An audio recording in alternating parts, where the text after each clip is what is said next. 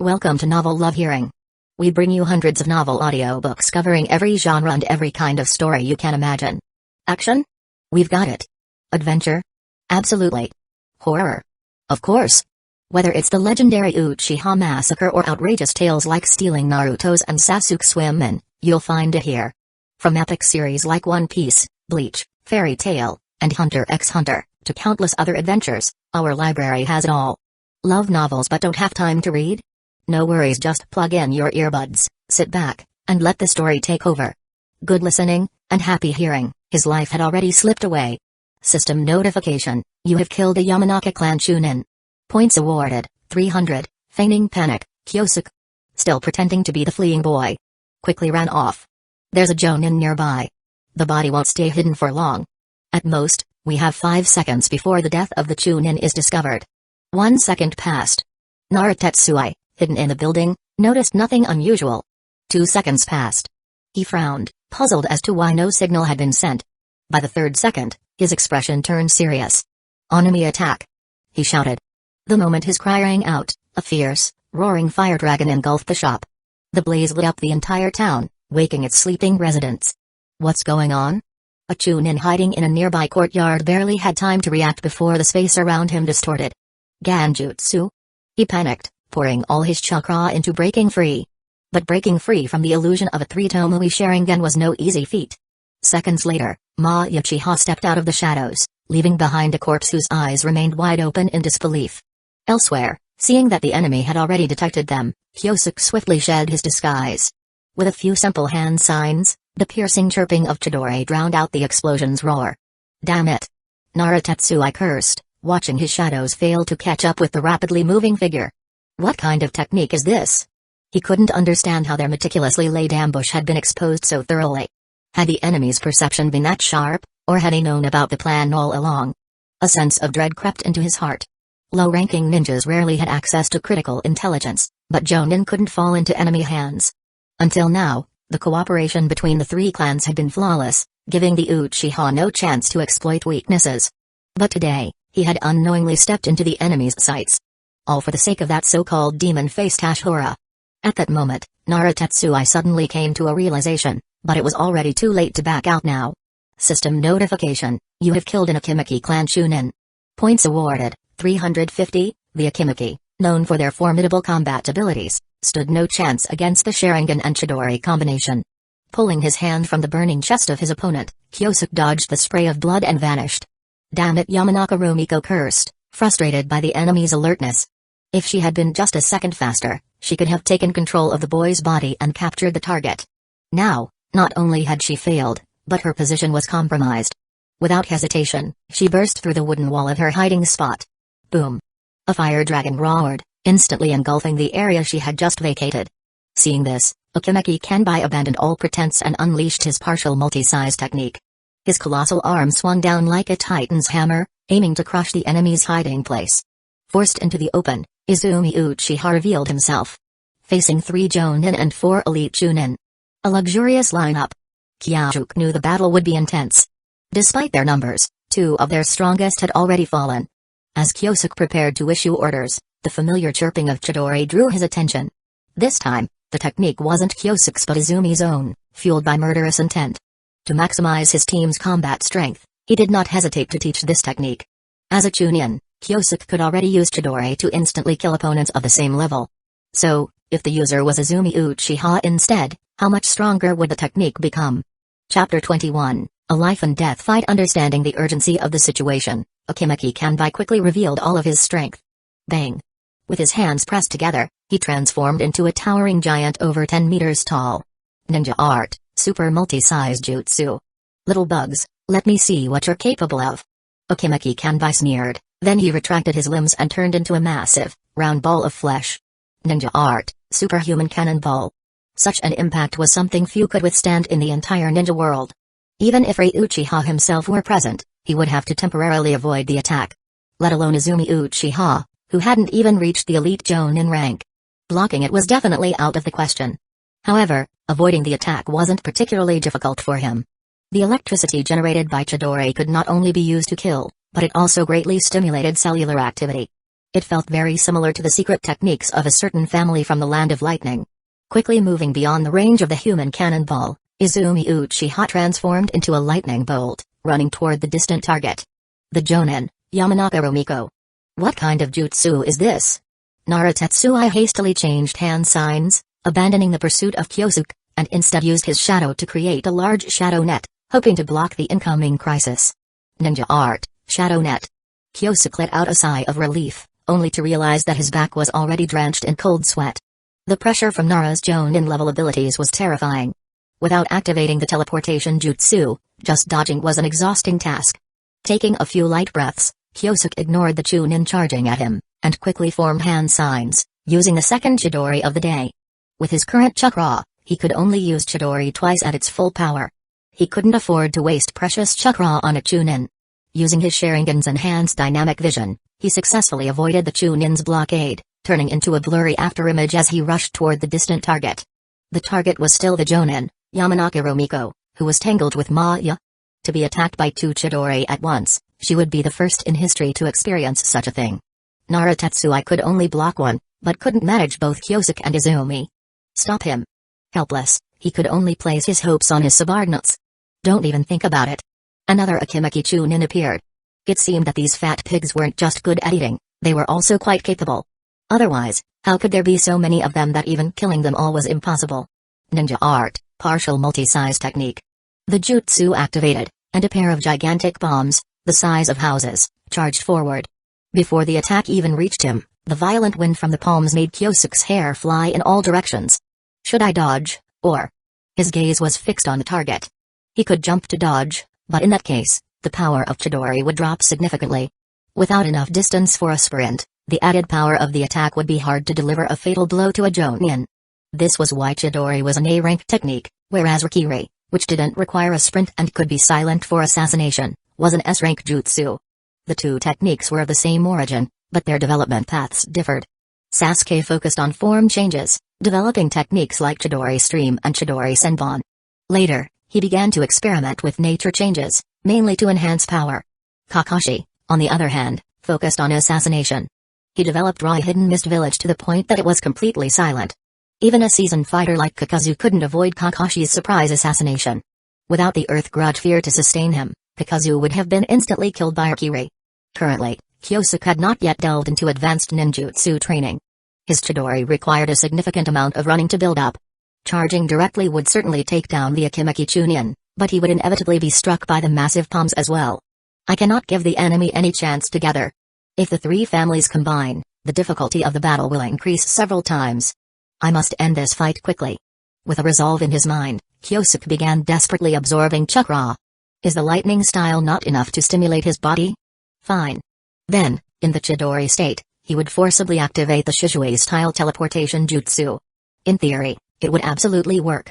As for the consequences, he couldn't care about that now. Feeling the tearing pain throughout his body, Kyoji's forehead veins bulged, and he roared. Get the hell out of my way. Shizue-style teleportation jutsu, activate. In an instant, a burst of blood mist exploded, leaving a series of bloody afterimages in front of the Chunin. Bang. His massive palms finally closed, but the target had already quickly flashed past from the side. With a gulp, he realized that if he had been the target, the enemy could have killed him more than 10 times over in the brief moment of misstep. Turning his head stiffly, the Akimeki Chunin's pupils suddenly dilated as he saw the severed arm of Yamanaka Romiko lying on the ground, her body limp after falling into a Ganjutsu. Impressive.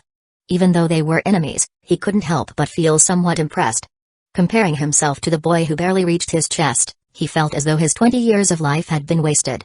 I can't let them leave. The Akimeki Chunin was well aware of the consequences. The three families had managed to compete with the Uchiha mainly due to their geographic advantages. Ambushes, surprise attacks, and intelligence warfare. These methods had been a constant nuisance for the Southern Army. Exposing hidden locations was minor, but if the secret communication points were compromised, decades of effort would be lost in an instant. Even if he had to kill a woman, he couldn't let the enemy capture her. With a slap, his hands pressed together, and he prepared to risk his life using the super multi-size technique to meet the enemy. Just as he was about to act, a brilliant bolt of lightning appeared behind him. You!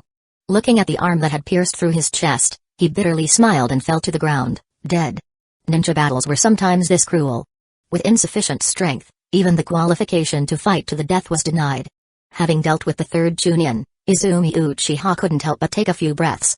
Glancing at the prisoner Maya was carrying on his shoulder, he began to move toward Kyosuke, who had fallen unconscious. Unexpectedly, Nara Tetsui was quicker, rushing over and grabbing Kyosuke by the neck, lifting him roughly from the ground. At this moment, Kyosuke was covered in blood, his left leg grotesquely bent inward, indicating that his knee had suffered unimaginable damage.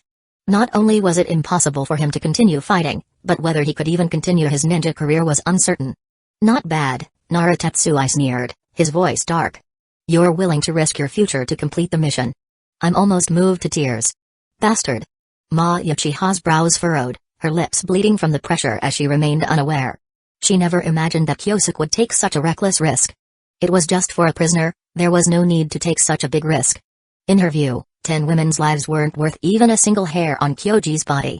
How about it? Shall we exchange hostages? Nara Tetsui smiled as he made his suggestion. Will they exchange? Chapter 22, I just have a special physique, all right, I'll exchange with you. Maya didn't hesitate at all. Even if Kyosuke really became disabled, she would still care for him for the rest of her life. From the day she agreed to the young clan leader's request, Kyosuke had become the most important person in her life. Not being able to protect him fully had already been a serious dereliction of duty as a bodyguard, so how could she just watch him fall into danger like this? Mission? Hell with it. With one hand, she threw the unconscious Yamanaka Romiko to the ground. Maya Chiha's gaze turned sharp as she stared down the other side, her voice low and chilling. Don't play tricks, or I'll make sure you all die here. In her eyes, 3 black tomoe spun wildly. Her gaze swept over the last remaining Chunin. This was a young girl from the Yamanaka clan who had just tried to use a secret technique to launch a surprise attack. However, her intentions had been instantly noticed by Maya. Don't act. Nara Tetsui stopped his subordinate. The situation now was that he and Akimeki Kanbai were facing 2 Uchiha Jonin. If Maya was pushed too far, she wouldn't hesitate to sacrifice the hostage and escape. At that point, they wouldn't be able to stop her. Rather than take that risk, it would be better to just trade Romiko back. After all, that kid was useless now. Whether or not he stayed was irrelevant. Even if Rei Uchiha was foolish, he would never compromise over a useless person. With this thought, Nara Tetsui gestured as a sign of goodwill. Don't worry, I won't risk my comrades' lives. As he spoke, he grabbed Kyosuke by the collar with one hand and reached for his fallen comrade with the other. Maya did the same, while Izumi Uchiha kept a close eye on Akimeki Kanbai. Both sides had the same demands. The exchange should go smoothly, as no one wanted to take that risk. However, once the exchange was successful, the next round of fighting would begin. With the help of the young Yamanaka girl, they could barely form an imperfect version of the Inoshikacho formation. It might not be enough to stop the Uchiha, but at least it could protect their comrades. The target had lost all value, and Tetsui no longer wished to continue the fight. The risks and rewards just didn't balance out. Another day, I hope we meet again on the battlefield. Nara Tetsui's eyes gleamed with killing intent, though his attitude remained calm. Exchanging 3 Chunin lives for what was said to be the most talented Uchiha. This was a deal that seemed too good to pass up. Returning to the clan, rewards and recognition would certainly follow. More importantly, it would greatly boost the morale of their people. Be careful. Suddenly, Akimeki Kanbai's desperate shout rang out. Tetsui's heart skipped a beat. He looked up, thinking that Maya had planned to go down in a blaze of glory. But he saw that Maya hadn't moved at all, and the cold man hadn't budged either. Then, it could only be. Thud. A kunai pierced through his heart.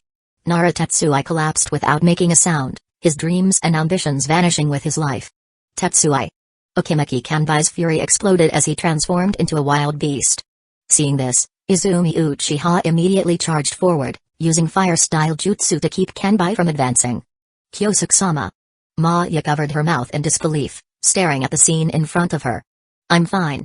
Kyosuke ripped off his blood-stained shirt. On the surface, he seemed calm, but inwardly, he was panicking. Before the mission, he had spent a small fortune on a universal healing capsule. Since nightfall, he had been keeping the capsule in his mouth. The moment he activated his teleportation jutsu, he bit down on it. What Kyosuke hadn't anticipated was that the pressure from using Chidori while using teleportation jutsu would be so intense. The moment the pressure hit, his body broke down completely. If it hadn't been for the healing capsule in his mouth, not only would he have been unable to continue fighting, he might not even have woken up. This is the last time. I must never do this again. Kyosuke reminded himself. Actually, He had already woken up when the exchange started. With immense willpower, Kyosuke forced himself to suppress the pain from his injuries. He waited for the right moment while observing the reactions of his subordinates.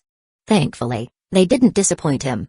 In fact, it was from this moment that he truly began to trust them.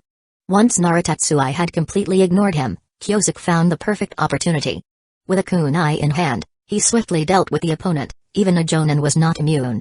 System notification: killed Nara clan Jonin, gained 3,100 points, 5,025. This bloody battle had pushed his points back into the 5,000 range. And the rewards weren't just limited to that. Name: Kyosuke Uchiha. Age: 9. Body strength: Jonin peak. Mental strength: Jonin peak. Chakra: Jonin peak. The healing capsule had not only healed his injuries but had also cured the hidden ailments caused by years of force training. During the healing process, his body had unknowingly become stronger. Now, all three stats had reached the peak of a Jonin's abilities.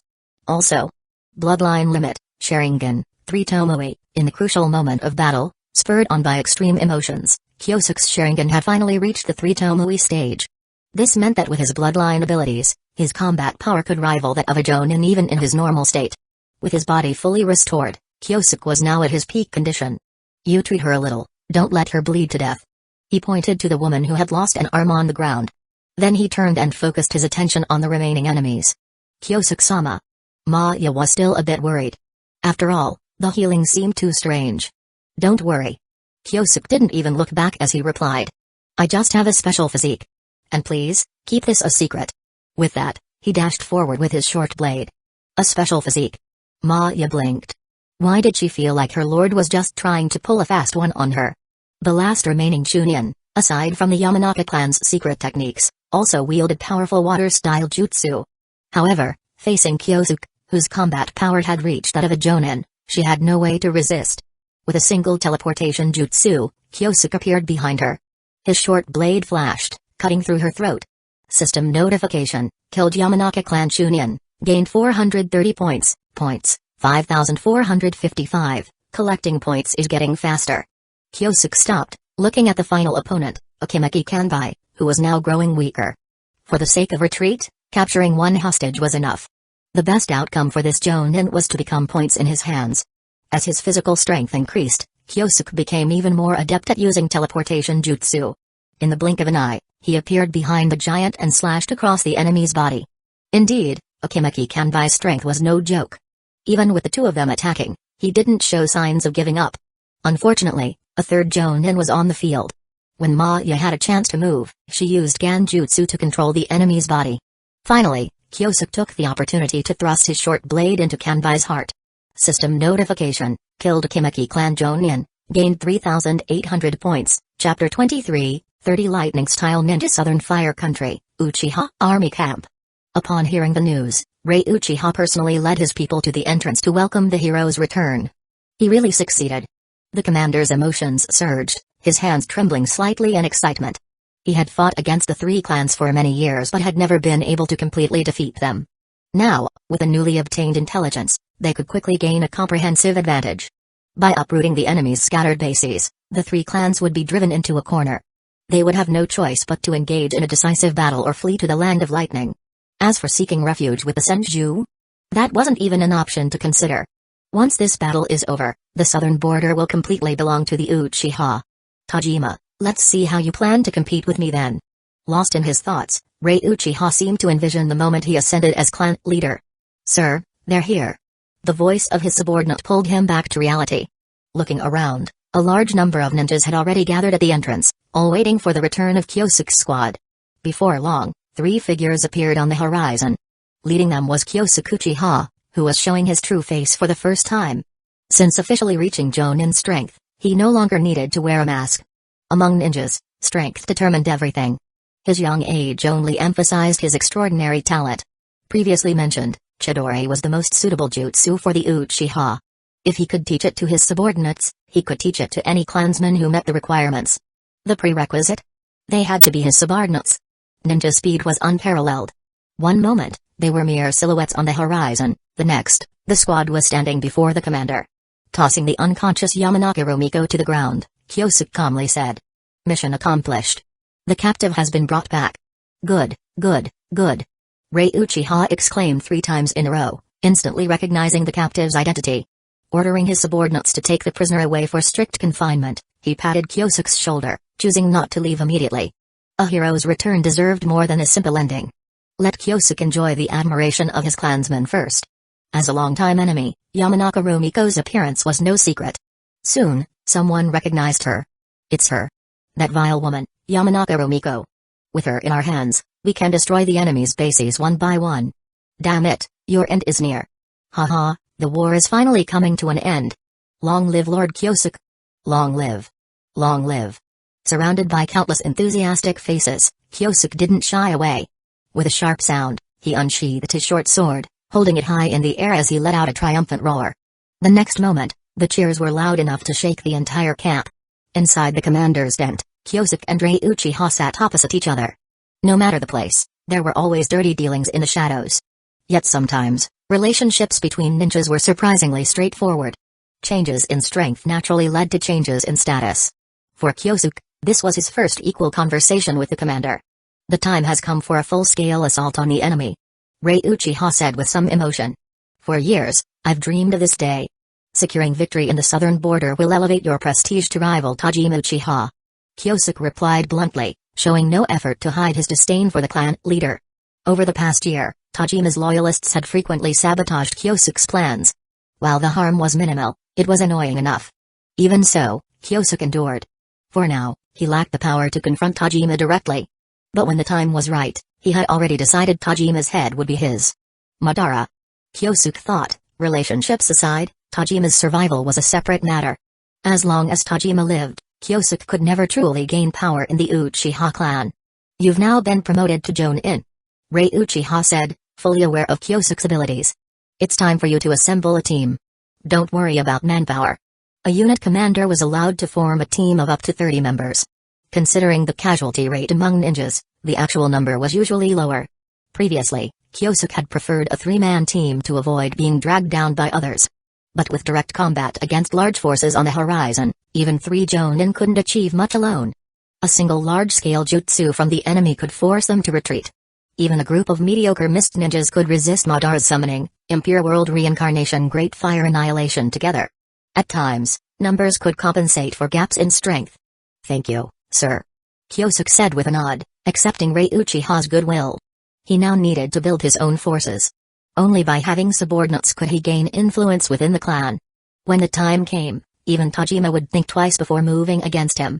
While the two talked, the selection of team members had already begun.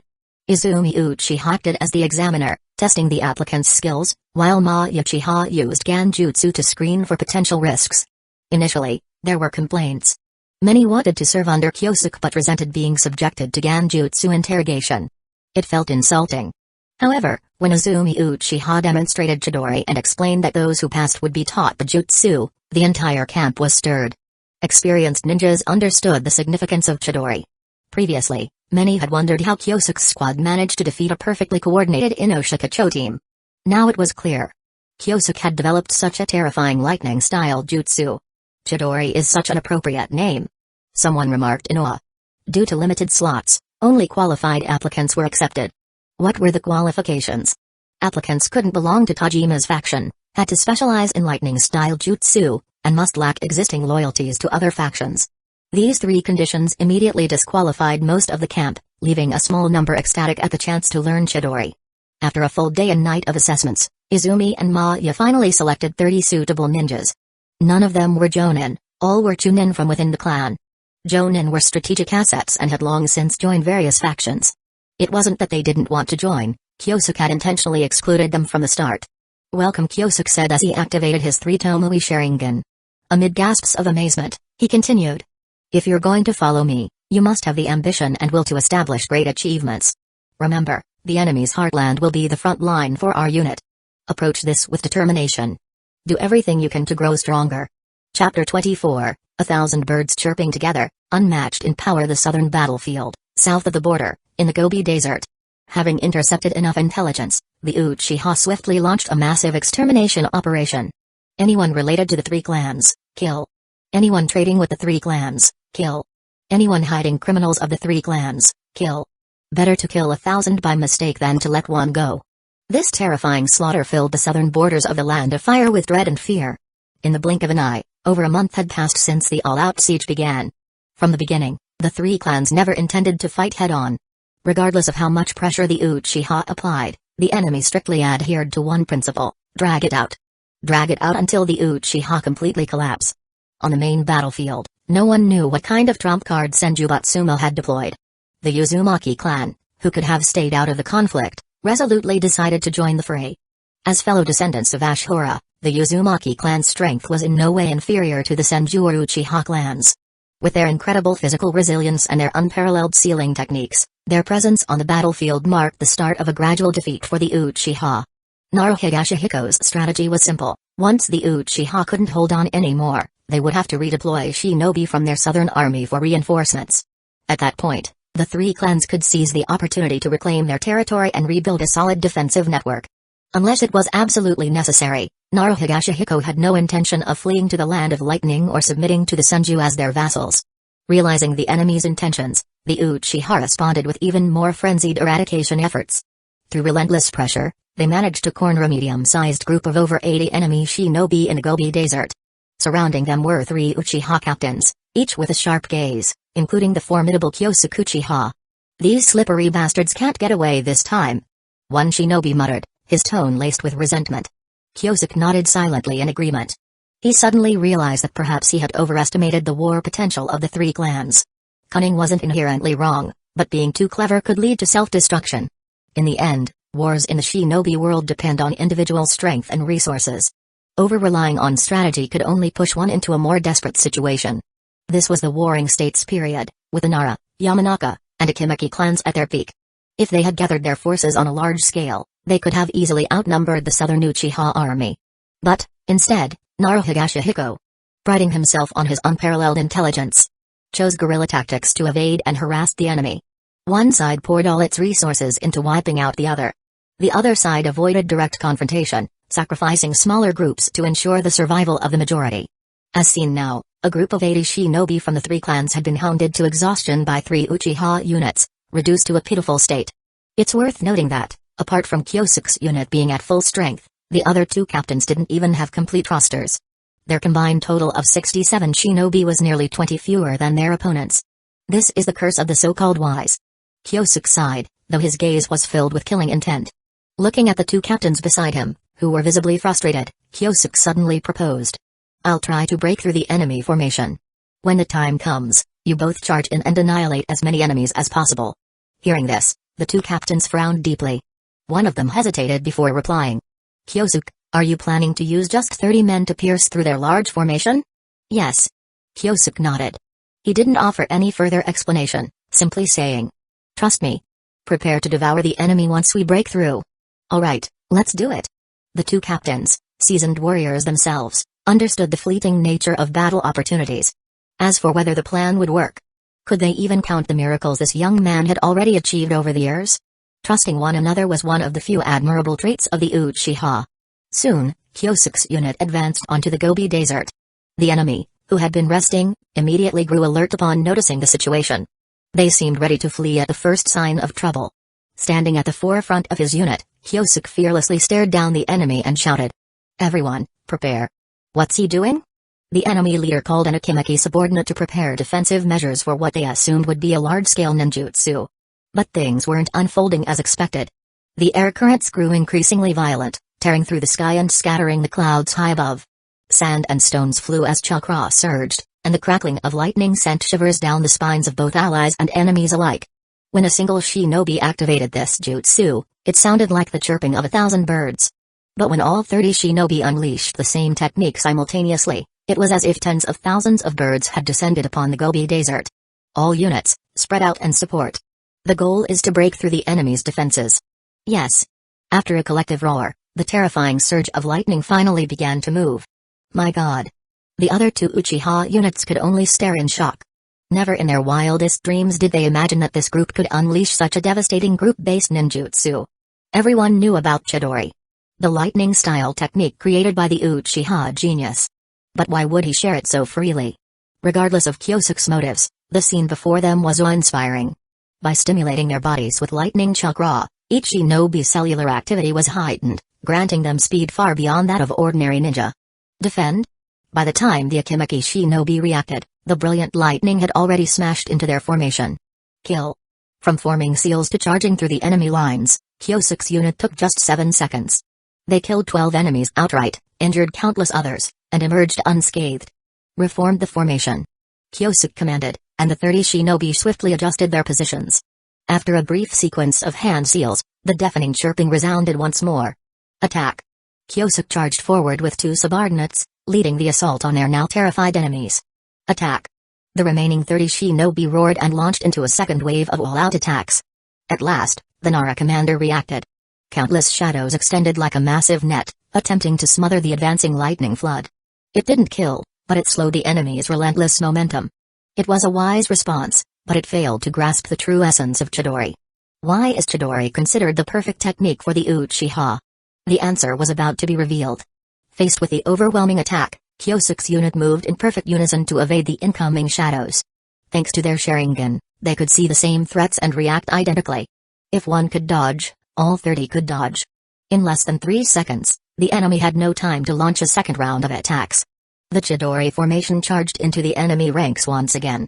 After 2 devastating charges, the 80-strong enemy force had suffered over half their number in casualties.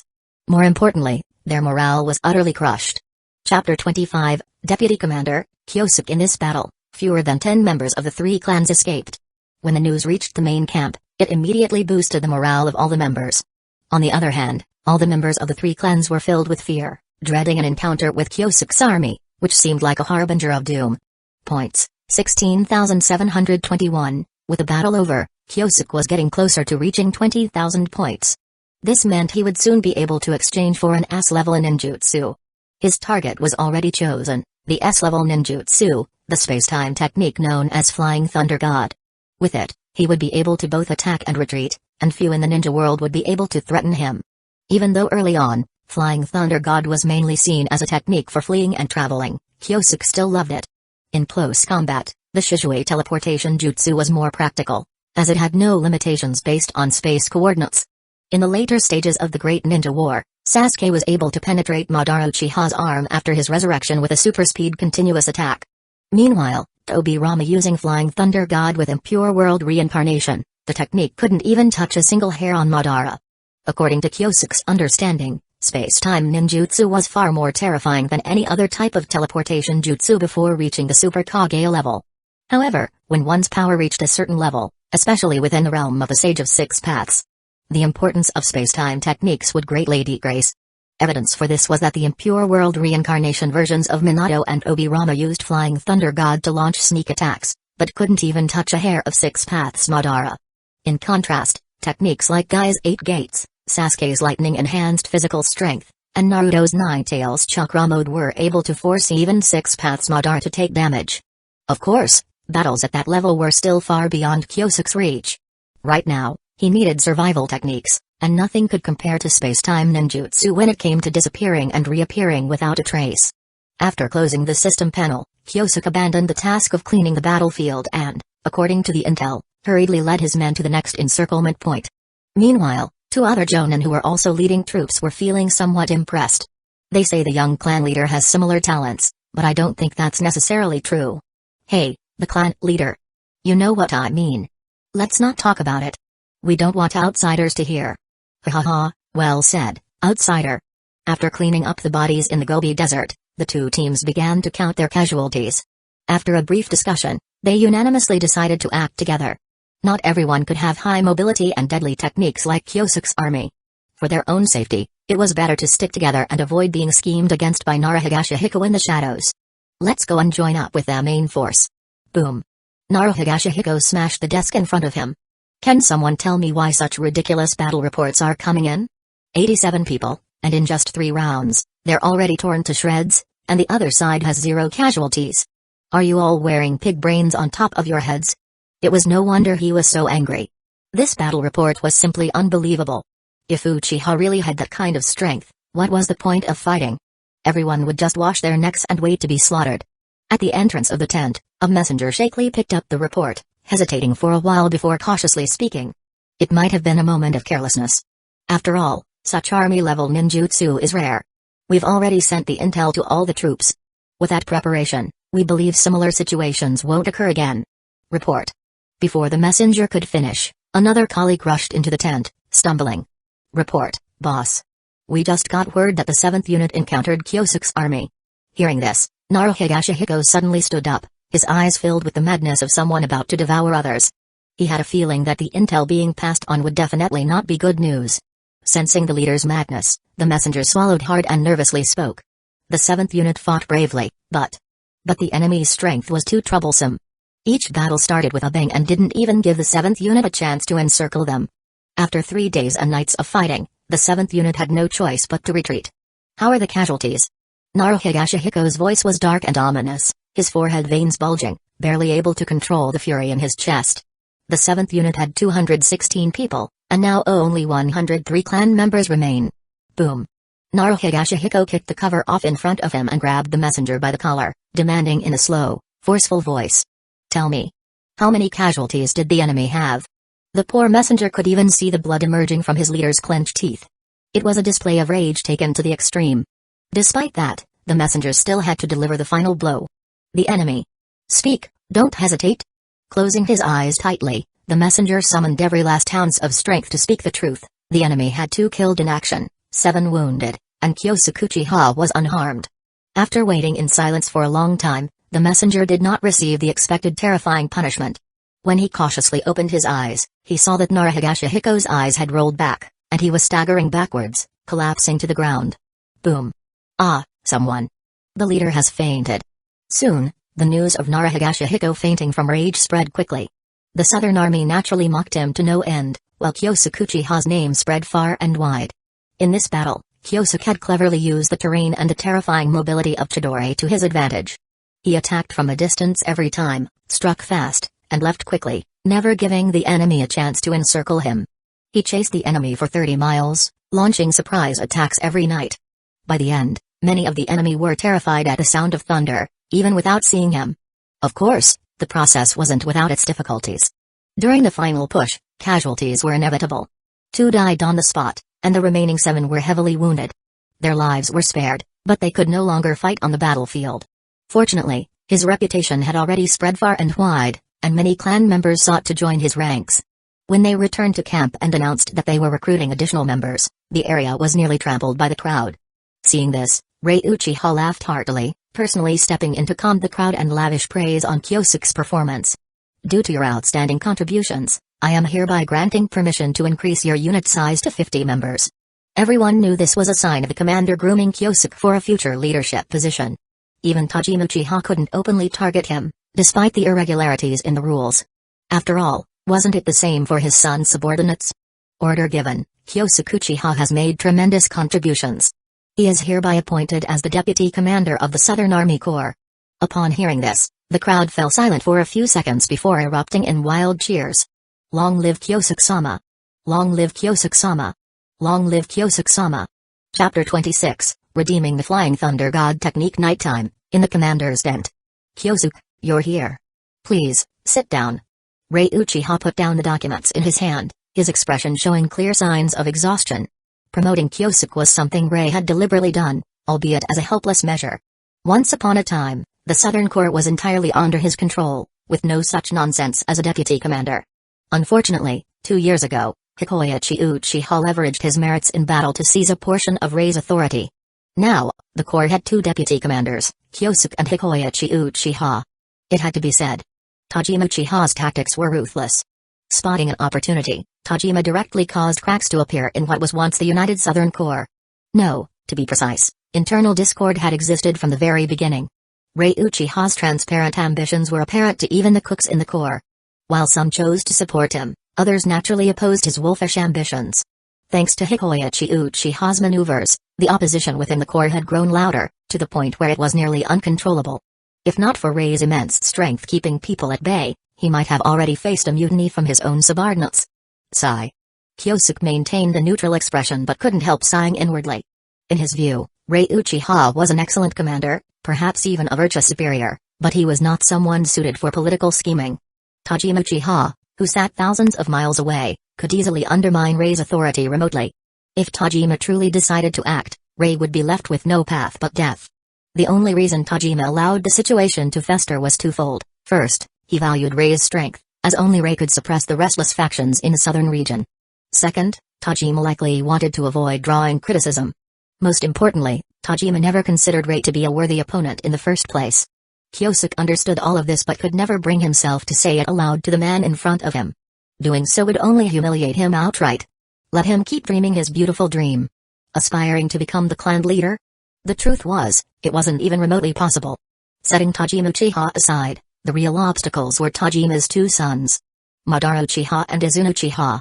For now, battles in the shinobi world still adhered to relatively reasonable standards.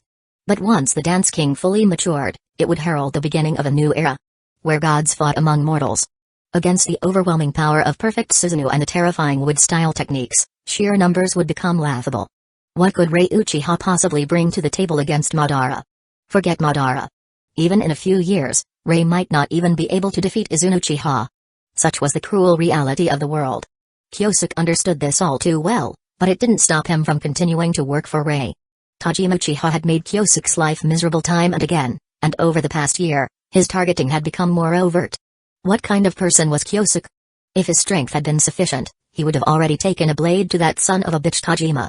Since he wasn't yet strong enough to challenge the clan leader, he found some satisfaction in dealing with Tajima's subordinates. Hikoichi Uchiha. Recalling that man from before, Kyosuke sneered coldly as he began secretly discussing countermeasures with the corps commander. The Southern Corps was critical to him, and it had to be fully under his control. The day Rei Uchiha kicked the bucket, the entire corps would fall into Kyosuke's hands. Before that happened, he had to eliminate all destabilizing factors. Commander, about that spy list we discussed earlier. Oh, I've compiled it. What do you plan to do? I have a good idea. That night, Kyosuke sat cross-legged, his expression filled with anticipation. Points, 26,316. After a grueling series of battles, he had finally accumulated enough for the down payment on an S-rank jutsu. Why use the term down payment? The reason was simple. Mastering the Flying Thunder God technique required upgrading its level to at least 5. Otherwise, it was essentially just a fixed-point teleportation skill. Upgrading further would require an enormous amount of points. To reach the level where he could move freely at will, a conservative estimate was 100,000 points. Enough to exchange for a Mangekyo Sharingan. Fortunately, Kyosuke now had plenty of time and could slowly grind his way toward improvement. 3 to 5 months might not be enough, but surely 3 to 5 years would yield some progress. His expectations weren't even that high. He just wanted to be able to consistently suppress Hashirama Senju. Feeling a rush of excitement, Kyosuke extended his hand and navigated the system menu until he found the S-rank jutsu list. Forbidden Jutsu, Summoning, Impure World Reincarnation, 80,000 points. Forbidden Jutsu, Izanagi, 75,000 points. Forbidden Jutsu, 8 Gates, 70,000 points. Forbidden Jutsu, Creation Rebirth, 60,000 points. Sealing Jutsu, Strength of 100 Seal, 60,000 points. Forbidden Jutsu, Spirit Transformation, 50,000 points. Sealing Jutsu, Dead Demon Consuming Seal, 30,000 points. Puppet Jutsu, Performance of the 100 Puppets, 35,000 points. Flying Thunder God Technique, 25,000 points. Lightning Style, Kirin, 20,000 points. Wind Style, Rasen Shuriken, 20,000 points. Chidori, 20,000 points. Each technique made Kyosuke salivate with desire. As for the even higher SS rank jutsu, like Truth-Seeking Orbs, Yamatsu Hirasaka, Daikakuten, or Indra's Arrow, he chose not to think about them. Kyosuke believed the jutsu rankings were determined by their lower limits and the heights they could ultimately reach. Some forbidden techniques offered immediate, devastating power upon mastery. The Flying Thunder God, however, had an exceptionally low entry level. For instance, Hidden Leaf Village's Genii during the past had to team up with 2 others to barely utilize a fixed coordinate version of the technique. In essence, knowing it and not knowing it made little difference. It was completely impractical in combat. On the other hand, mastering the Dead Demon Consuming Seal would give him a guaranteed way to take down any opponent below Kage level. If he managed to grab hold of them first. So many jutsu to learn. My sword art needs further improvement, my chakra control and hand seals can't be neglected. And now I've added the Flying Thunder God to the list. Sigh, it can't be helped. Space-time ninjutsu is an absolute necessity. System notification, successfully redeemed Flying Thunder God technique for 25,000 points. As the points he painstakingly accumulated disappeared in an instant, Kyosuke suddenly felt a strange sensation. New knowledge flooded into his mind. At the same time, he faintly sensed an unusual ripple in the air. Kyosuke understood that this was likely the space he could now perceive. In the past, lacking the corresponding talent, he had been unable to sense it. Mastering the Flying Thunder God required a natural spatial affinity. That innate ability to sense its presence. Finally, success. Chapter 27, Anyone who stands in my way must die. Mastery gained, Flying Thunder God Technique, Level 1. Learning the Flying Thunder God Technique means that Kyosuke can now begin marking spatial coordinates. By activating the power of space, he can achieve instantaneous long-distance teleportation from point A to point B, which is the core essence of the Flying Thunder God Technique. Of course, practical use isn't nearly as simple as that. If it were, Shiranui Genma wouldn't have spent decades without making any progress. As Kyosuke immersed himself in comprehending the technique, he suddenly turned his head sharply toward a tent behind him. Who's there? Activating Shizue-style teleportation jutsu, he transformed into an afterimage, charging directly at the intruder's location. Secretly monitoring the deputy commander was already grounds for suspicion of treason. Even if Kyosuke killed the person on the spot, no one could blame him. The most troubling aspect was that Kyosuke hadn't sensed the intruder's presence earlier. If not for activating the power of space, which greatly enhanced his sensory abilities, he might not have detected the enemy at all. Kyosuke's outburst caused a commotion across the entire camp. Within 3 seconds, Izumi and Maya had arrived, only to find the lifeless body of a man at Kyosuke's feet. Check his identity. Kyosuke kicked the corpse aside, his expression grave, before returning to his tent. That person was an Uchiha. This much he was sure. Asking others to investigate was mostly for show, he already knew they wouldn't find anything useful. Ultimately, the intelligence division would likely conclude that the individual had been controlled by the Yamanaka clan's secret technique. To others, this explanation might seem reasonable.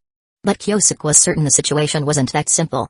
His strength had grown significantly, and with the support of dual souls, his sensory abilities far surpassed ordinary shinobi. Within a radius of 20 meters, even an ant crawling past couldn't escape his notice. How could an ordinary Chunin possibly remain undetected outside his tent for so long? Could it be Black Zetsu? Kyosuke lowered his gaze, carefully concealing the killing intent surging within him. He feared the enemy might still be nearby, observing. If it truly was Black Zetsu, it wouldn't be surprising. That cunning manipulator was constantly scheming against the Uchiha clan, always searching for Indra's reincarnation. Considering Kyosuke's fame, it would actually be strange if Black Zetsu wasn't keeping an eye on him. Unfortunately, before awakening the Mangekyo Sharingan, even Black Zetsu couldn't pinpoint the reincarnation of Indra. As things stood, Kyosuke, Madara, and Izuna were all potential candidates. The abundance of options might make it difficult for Black Zetsu to act decisively. If it is Black Zetsu, I must prepare in advance. With the Flying Thunder God technique, I'm less worried about fatal accidents. With that thought, Kyosuke refocused his attention on studying the technique. For now, it was merely speculation.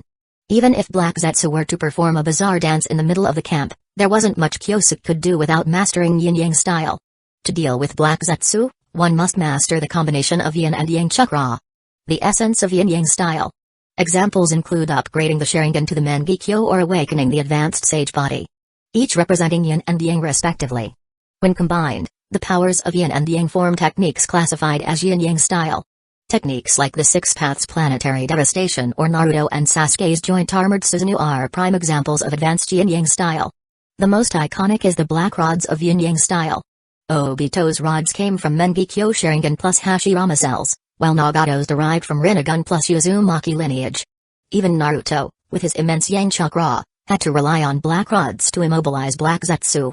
Basic techniques like the multi-size jutsu or shadow manipulation are simply applications of yin or yang chakra, similar in principle to fire or lightning style. Otherwise, why would only Hashirama among the Senju awaken with style? Back to the training. Kyosuke sat back down, continuing to comprehend the Flying Thunder God technique. The training posed two primary challenges, first grasping spatial coordinates. Even a genius like the fourth Hokage needed to battle Mask Tobito before fully mastering the key to coordinate mobility, later termed Flying Thunder God Level 2. The second is the risk when traveling through space. Teleporting from point A to point B involves bypassing most physical laws. A single mistake could result in appearing underground or even inside the mountain.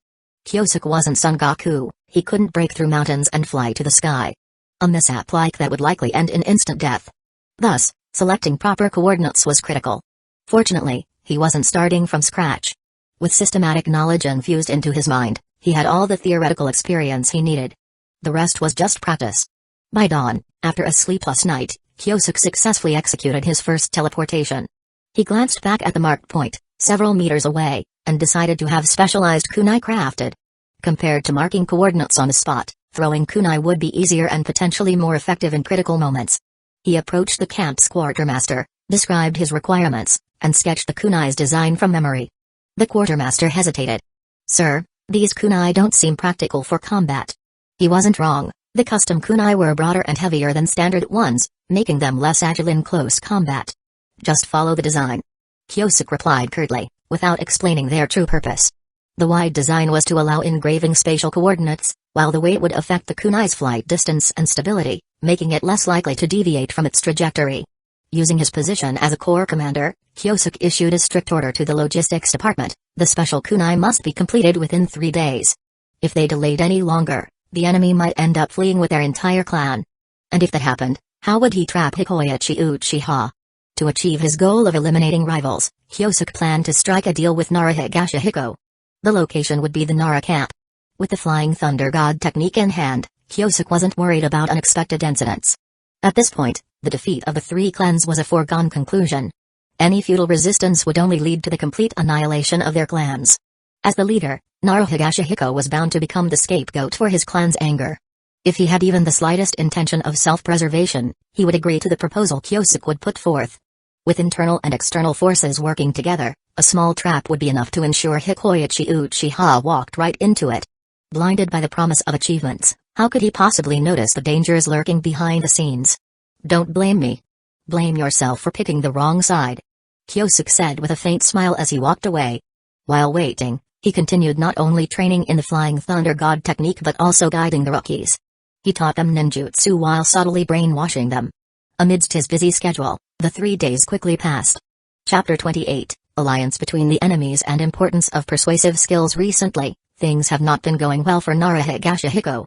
The reason is simple: not all the clan members agree to stop resisting. After years of fighting, the seeds of hatred have already deeply rooted, and it's not something that can be stopped with just a word. Now, telling them to stop fighting doesn't work. Those who are sharpening their blades for revenge will naturally turn their spears toward him. Not only that, but even the minority who agreed to cease the fighting are now criticizing Nara Higashihiko, blaming him for the poor handling of the situation that caused such heavy losses. Yesterday, someone even proposed that he should die to atone for his mistakes. Realizing the gravity of the situation, Nara Higashihiko tried his best to salvage his reputation, but even his 2 closest friends were now avoiding him. "They clearly want me to be the scapegoat. Ha, did I work hard all my life just for this?" Higashihiko had been drinking. Before even stepping into the tent, the overwhelming smell of alcohol hit him. When he lifted the curtain, the drunken haze instantly dissipated as he saw the masked figure inside. "Who are you?" he asked. He still held the title of commander, and his subordinates shouldn't have acted so rudely. This was the main army camp, and it was impossible for enemies to infiltrate. If it had been an assassin from the Uchiha, they would have struck the moment the curtain was lifted. Instead of an enemy assassin, he preferred to think the masked figure was a product of internal clan struggles. However, he was ultimately disappointed. Looking at the handsome face beneath the mask and the 3 spinning tomoe, Nara Higashihiko slowly reached for the weapon at his waist. He could accept failing in the power struggle and facing the anger of his people, but he would never allow himself to die by the enemy's hands. Especially not from the one person he hated the most. Kyosuke Uchiha. Nara Higashihiko muttered the masked man's name. "It's me." Slowly pulling the mask from his face, Kyosuke smiled faintly and said, "We're meeting for the first time. Don't worry, we'll meet a lot more from now on." The man's words were laced with threat. It seemed that he was about to signal for his subordinates to come and take him. But for some reason, Nara Higashihiko did not take action. As his opponent, he was well aware of the boy's cunning. For the other to appear so boldly meant he had confidence in being able to leave unharmed, though Nara Higashihiko couldn't figure out the truth behind it. Moreover, Higashihiko wanted to know the purpose of this boy's visit. Seeing the silence, Kyosuke pointed at the wine bottle in Higashihiko's hand and smiled. "I can tell that life hasn't been easy for you, Higashihiko. Thanks to you." The man quietly stabbed back. The Inoshikacho clan is about to relocate in large numbers. To pacify the emotions of the clan, we need to find a suitable outlet for their grievances.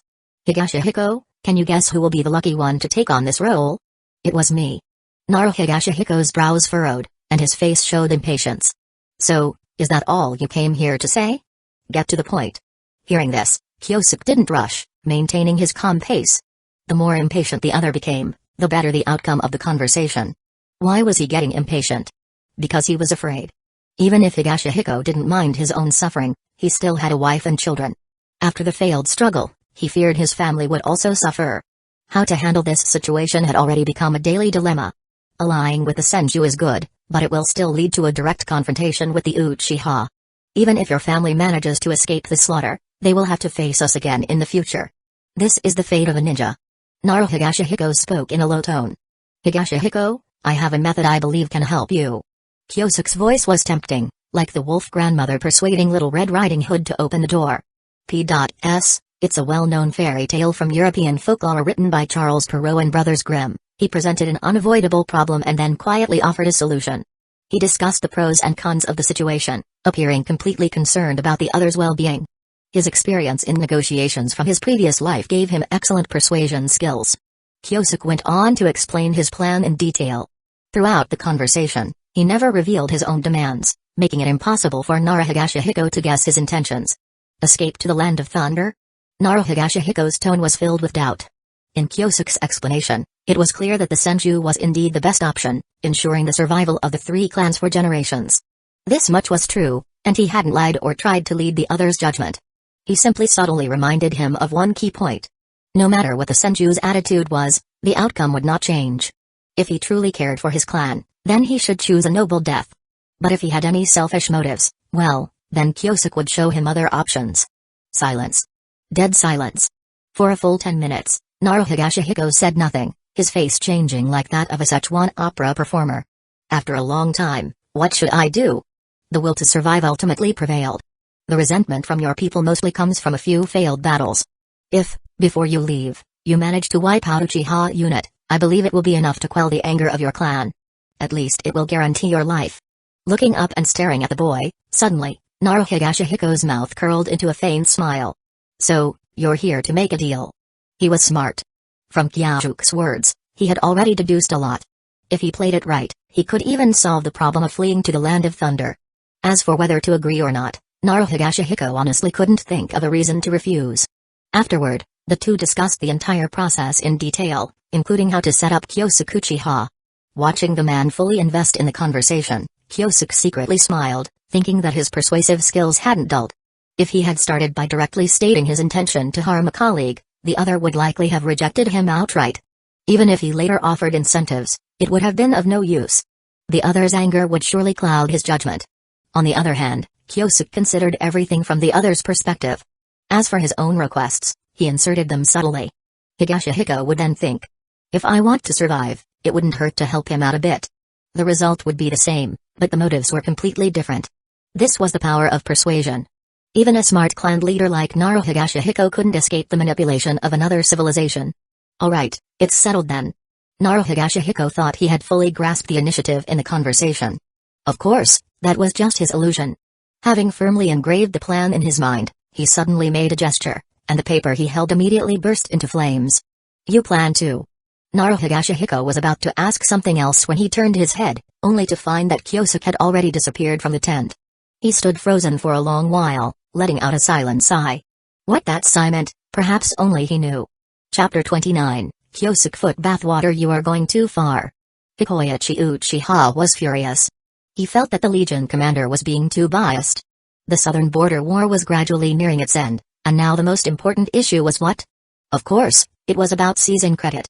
Just now, one of his subordinates secretly intercepted a communication detailing the date when the three clans would flee.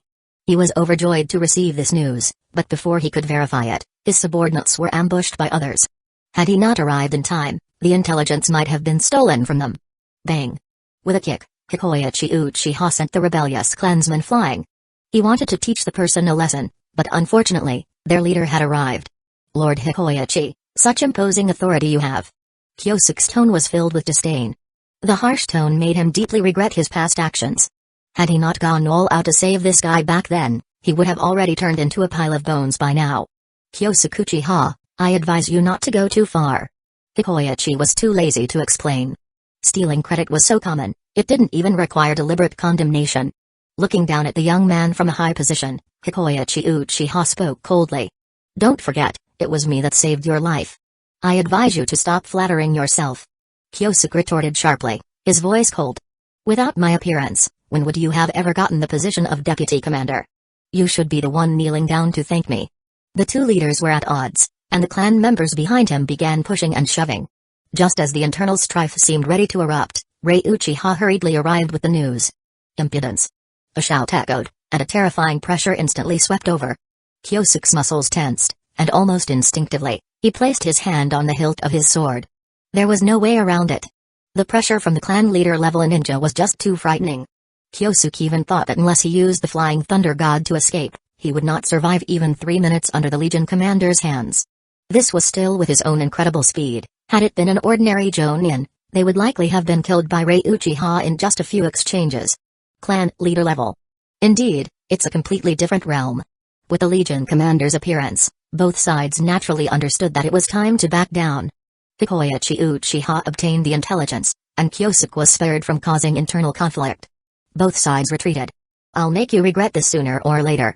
Before leaving, Yanuki still threatened him. Having reached his current position, his next target could only be the Legion commander's seat. So, whether sooner or later, he would inevitably have to turn against Rei Uchiha. Since that was the case, why pretend to be friendly now? With the clan leader's support, he believed he would eventually be able to defeat Rei Uchiha. After all, there were a few hidden old monsters in the clan. That was Hajime Uchiha's strongest trump card. If it came down to it, Rei Uchiha would have no chance of surviving. Speaking of which, Hikoyachi Uchiha was indeed a capable man. After becoming a deputy commander, he didn't forget to diligently train himself. In just 2 years, he had gradually reached the ceiling of Jonin. With just a little more effort, he would break into a new realm. At that point, he would become one of the clan's elite Jonin. By uniting the Southern Legion, Hikoyachi could dedicate more time to his training. In another 10 or 20 years, he might have a chance to become a clan leader-level figure. At that time, a glint of ambition flashed in his eyes. Clearly, the Legion commander's seat was no longer enough to satisfy him. Never mind, let's quickly go and ambush. As the deputy commander who had been working for 2 years, he had over 100 subordinates, all of whom were exceptionally talented ninjas. By ambushing at the designated location, they could easily defeat an army several times their size. To many, the 3 clans now seemed like stray dogs without any will to fight. Just a bunch of lambs waiting to be slaughtered. Kyosuke's repeated successes were just due to the enemy being too weak. If it were him. Okay, Hikoyachi Uchiha admitted that Chidori was an excellent ninjutsu, but the Uchiha clan had been passed down for 1,000 years. There had to be something stronger to replace it. Anyway, he would never admit the young man's strength. "Humphrey, I'll let you be arrogant for a while longer. Once we reach the main battlefield, life or death will no longer be in your hands. The Senju are not something those weaklings can compare to."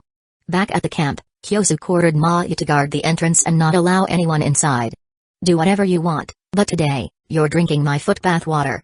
Changing into a new set of clothes, Kyosuke took out a short sword and silently practiced, adjusting his state.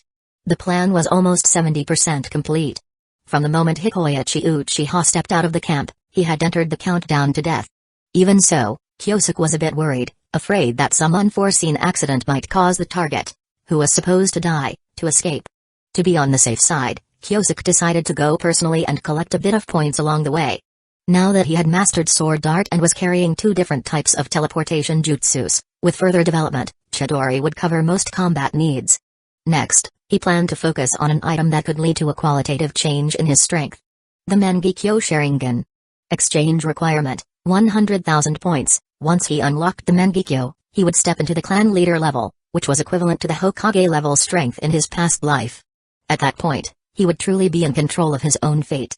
Still, his goal wasn't to have terrifying power, just to be able to always dominate the 2 gods.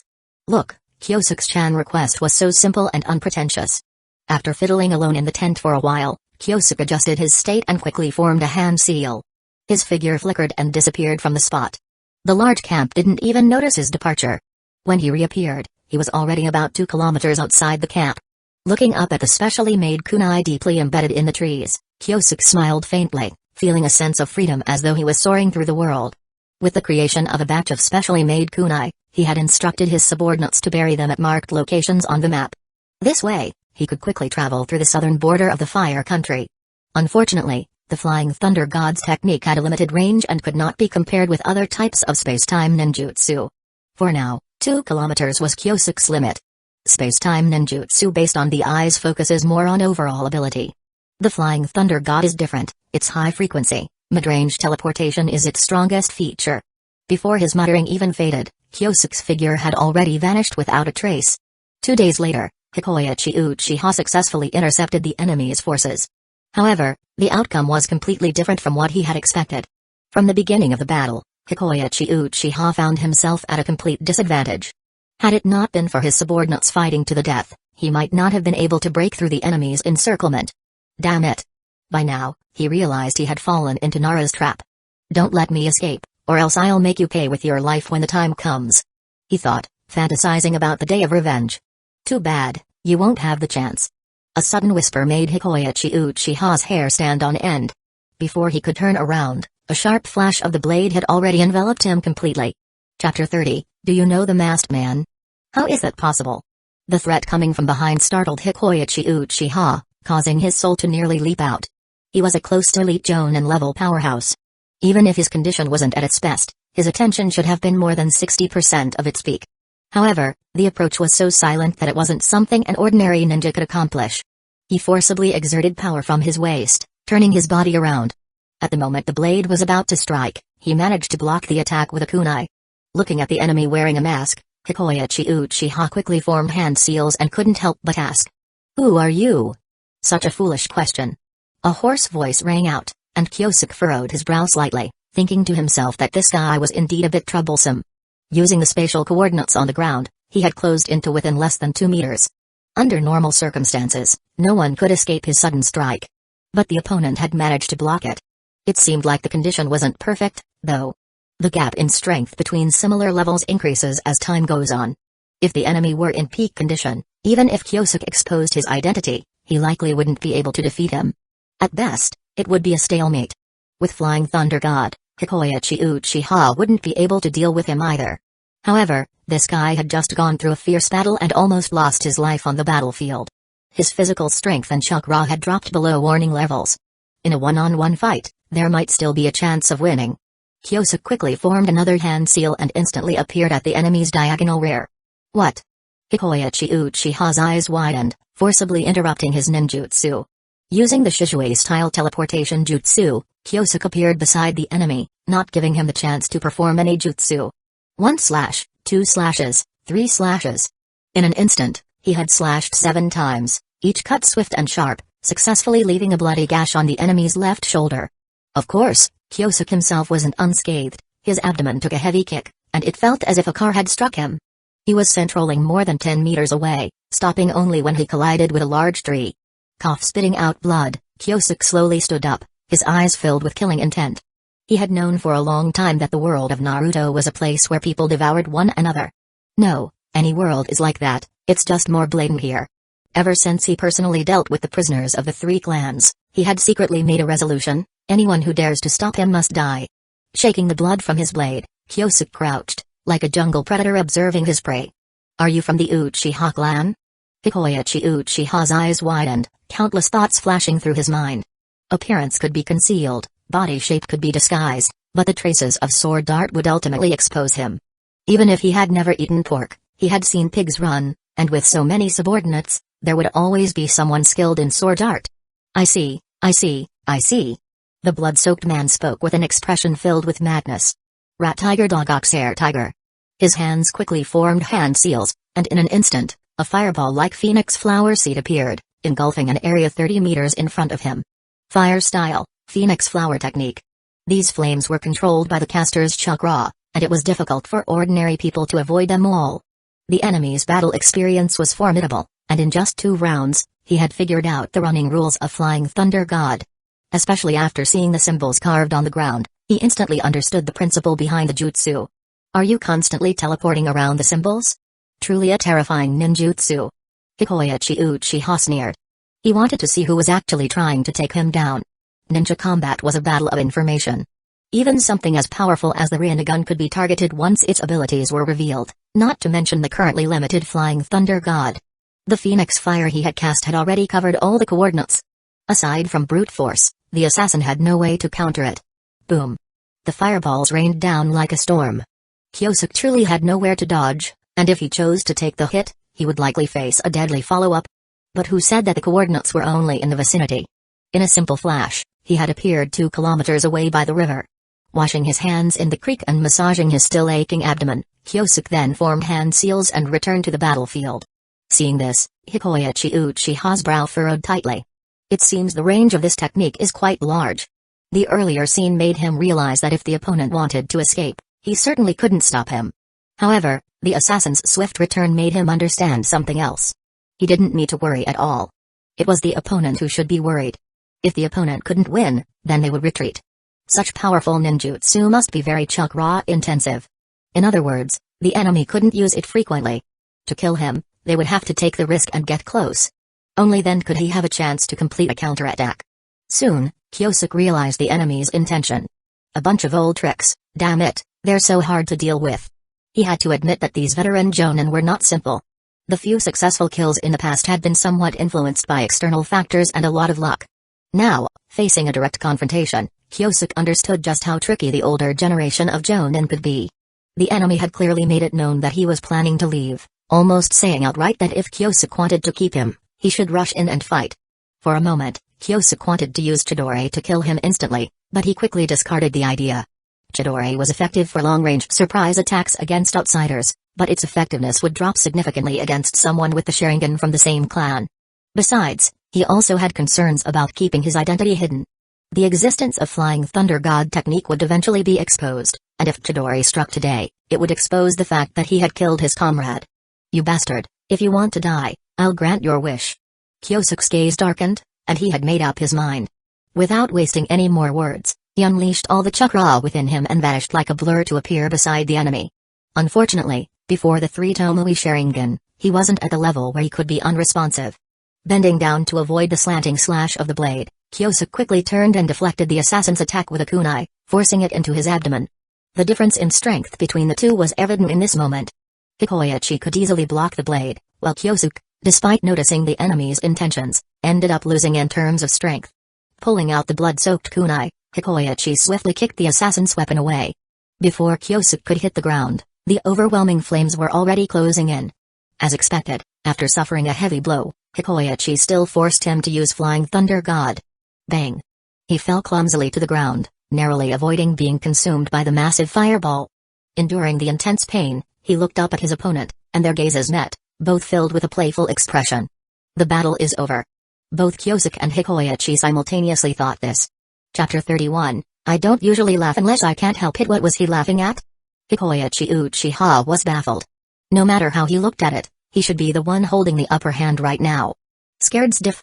He muttered, frowning in doubt. He decided to step forward and finish this person off. He was wary of taking too much time. Reinforcements from the other 3 clans could show up at any moment.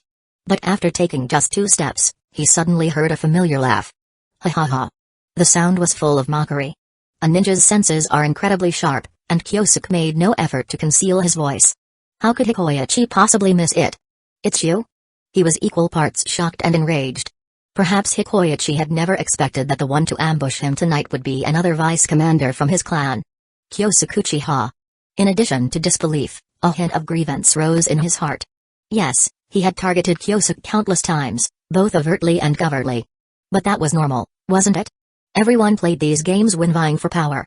Sure, he had exerted relentless pressure, but truthfully, Hikoichi had never intended to kill Kyosuke. Otherwise, given his influence, there had been countless opportunities in the past to get rid of Kyosuke in secret. But now, his leniency had led to this. As smart as he was, Hikoichi had already guessed Kyosuke had struck a deal with the Nara clan. That incredible space-time ninjutsu allowed Kyosuke to move in and out of enemy camps with ease. A wolf in sheep's clothing. That was Hikoichi's evaluation.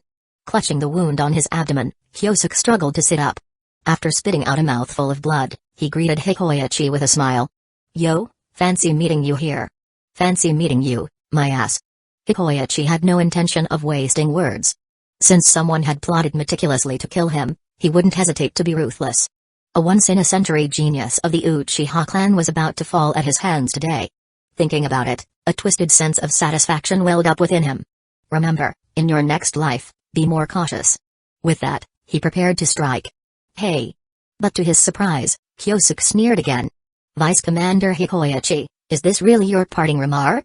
By the time the word remark left his mouth, his voice was already right beside Hikoichi's ear. Thunk. The kunai stabbed deep into Hikoichi's abdomen. Almost the exact same spot where Kyosuke had been injured. Does it hurt? Dodging Hikoichi's counterattack, Kyosuke coldly asked. How? How is this possible? Hikoichi's eyes widened, unable to process what had happened. The next moment, the same scene repeated. Blood splattered everywhere. The proud vice commander of the Southern Army collapsed into a pool of blood, like a dog that had lost its master. Can't figure it out, huh? Meeting Hikoichi's desperate gaze, Kyosuke pointed to a specific spot on his abdomen with a grin. Summoning the last of his strength, Hikoichi looked down. A flash of realization passed through his eyes. He finally understood why he had failed. System notification, you have killed an Uchiha clan Jonin. Earn 3,850 points, 5,166. Rewards for taking down a Jonin are quite generous. Kyosuke sighed to himself. With a simple fire-style jutsu, he incinerated Hikoichi's corpse. His earlier risky approach wasn't aimed at killing Hikoichi outright but at carving a space-time marker onto him. If the marker succeeded, as long as the opponent wasn't in rapid motion, Kyosuke could ambush them anytime, anywhere. It was like handing the enemy a death notice. Below the clan head level, it was almost impossible to react effectively in such a short time. The only downside was that the space-time marker couldn't be used as a regular tactic. Avoiding close to make direct contact with the enemy's body required an opportunity that could just as well be used to stab them with a kunai. Unless situations like today arose, where he risked severe injury to force an exchange, it was nearly impossible to find such a chance. If word got out, the chances of successfully marking someone would become even slimmer.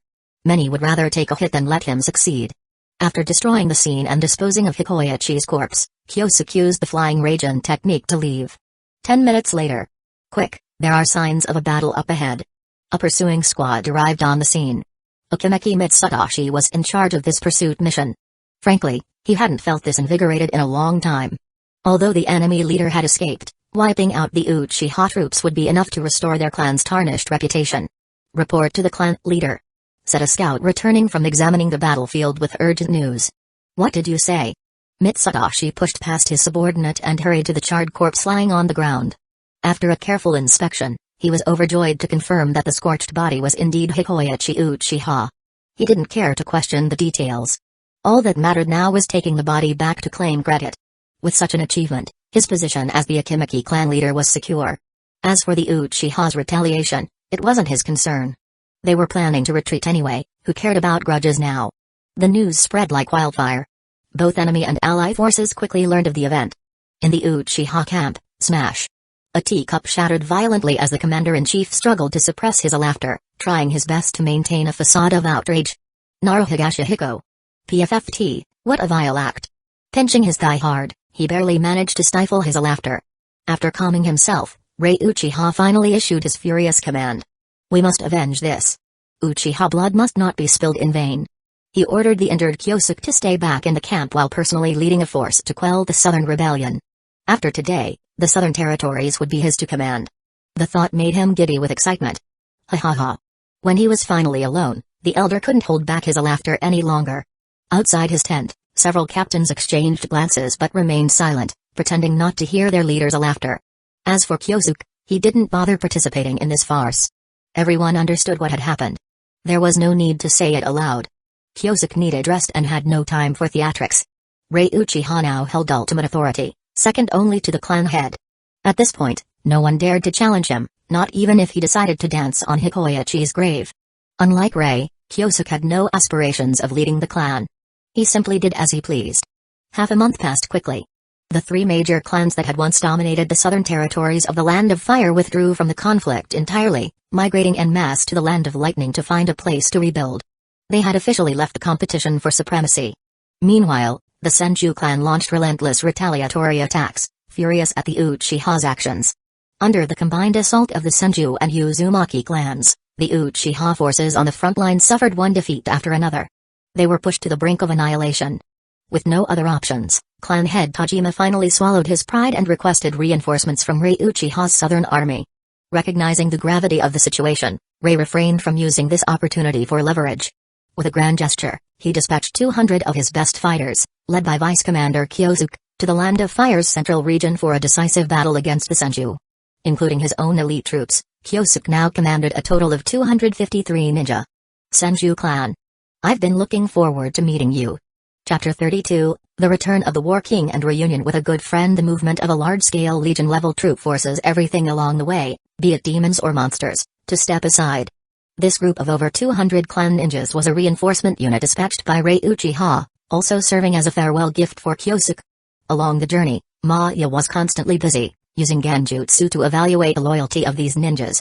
Those willing to accept the test and successfully pass it would officially join Kyosuke's direct command, becoming members of his core force. As for those unwilling to undergo the test, it was fine. They had their own ambitions, and he couldn't demand complete openness from everyone. As long as they obeyed orders, they could still be counted as part of the Southern Legion's combat sequence. A few troublemakers with ulterior motives had already been noted down in secret by Izumi Uchiha, who would ensure they met their end on the battlefield at an appropriate time. To unify the unit, the Southern Expeditionary Force dragged their pace, turning what would have been a 2 or 3 day journey into a full 7 days. The officer in charge of the reception force cursed him in his heart countless times. But when the moment came, they still had to put on a polite front and greet him courteously. Commander Kyosuke, welcome. Kyosuke glanced at him indifferently, nodding arrogantly without any intention of lingering. The main force pressed on at full speed. If the reception unit hadn't been quick enough, they might have been swept into the rushing crowd. Damn it. A clan member finally muttered angrily after the group had passed. These Southern Legion folks are too full of themselves. Humphrey. The officer in charge, who had been ignored, muttered with a strange tone. Go win some battles before acting high and mighty. In truth, he was equally displeased. Anyone would be in his position. But lacking the strength to retaliate, what could he do? Confront Kyosuke now? The stories of people being killed to establish authority in the youth training camp had already reached the main battlefield, and he had no desire to become the next topic of discussion. Follow them. He ordered. Soon, the Southern Legion entered the military fortress constructed by the Uchiha clan. The existence of ninjutsu had made the infrastructure industry in the Naruto world extraordinarily advanced. The 50-mile-long camp was lined with numerous watchtowers and fortifications.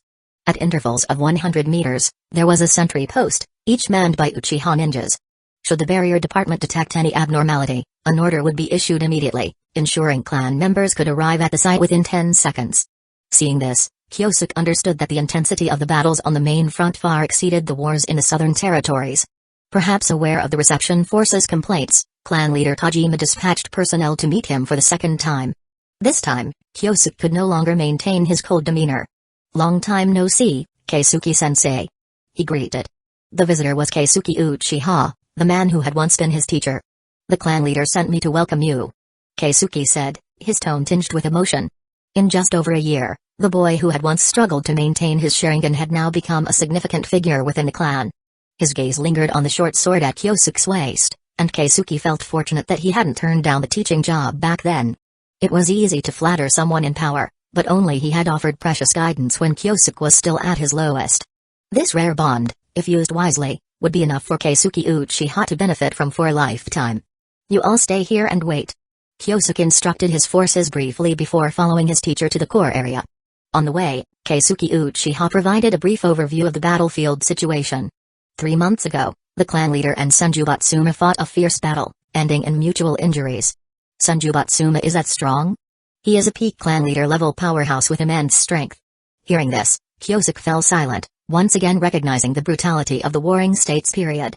Although he had made considerable progress, he was still far from being able to roam freely in this dangerous world. If he treated the Senju like the Nara or Akimiki clans, his days of defeat would not be far off. Keisuke continued his explanation. Actually, the main battlefield is manageable. Our clan has cultivated this area for years, and the Senju cannot break through easily. The real concern lies elsewhere. Kyosuke understood his teacher's implication. The Uchiha had poured all their resources into resisting the Senju, leaving them vulnerable on other fronts. The Uzumaki clan was now eyeing them hungrily, and the Uchiha were indeed struggling. The role of the southern forces was to reinforce the front against the Uzumaki. I won't hide it from you. Keisuke said, surprising Kyosuke with his next words. Not long ago, Ashina Uzumaki personally led a force into battle, and we suffered a significant defeat, losing our commander on the spot. A commander capable of leading an army was at least an elite Jonin. For Ashina Uzumaki to kill such a leader on the battlefield meant he at least has clan leader level strength. All these years, the world has greatly underestimated this Uzumaki clan leader. Keisuke remarked. As his teacher noted, this leader of the land of whirlpools possessed terrifying power that struck fear into all. Who was overseeing the situation there now? Kyosuke asked with great concern. Surely the damn Tajima didn't expect him to face the Uzumaki clan alone. If that were the case, betraying the clan on the spot would seem more appealing. It's the clan's second elder. His teacher revealed, causing Kyosuke to twitch slightly. During the Warring States period, prominent clans had many branches and side families. To protect their interests, most clans established councils of elders. The Uchiha were no exception. Rei Uchiha, for example, was a powerful elder responsible for managing threats in the southern territories, and the second elder held a similar role. What's the second elder's strength? He should also be at the clan leader level. That's somewhat reassuring. Kyosuke muttered. With a powerful figure holding the line, he finally felt a bit relieved. After all, he didn't want to lose everything he had worked so hard to build. Kyosuke. A familiar voice interrupted the teacher-student conversation. Looking up, under the blazing sun, a spiky-haired youth in red armor stood on the battlements, smiling down at him. The sunlight was dazzling, and Kyosuke couldn't make out the youth's face clearly.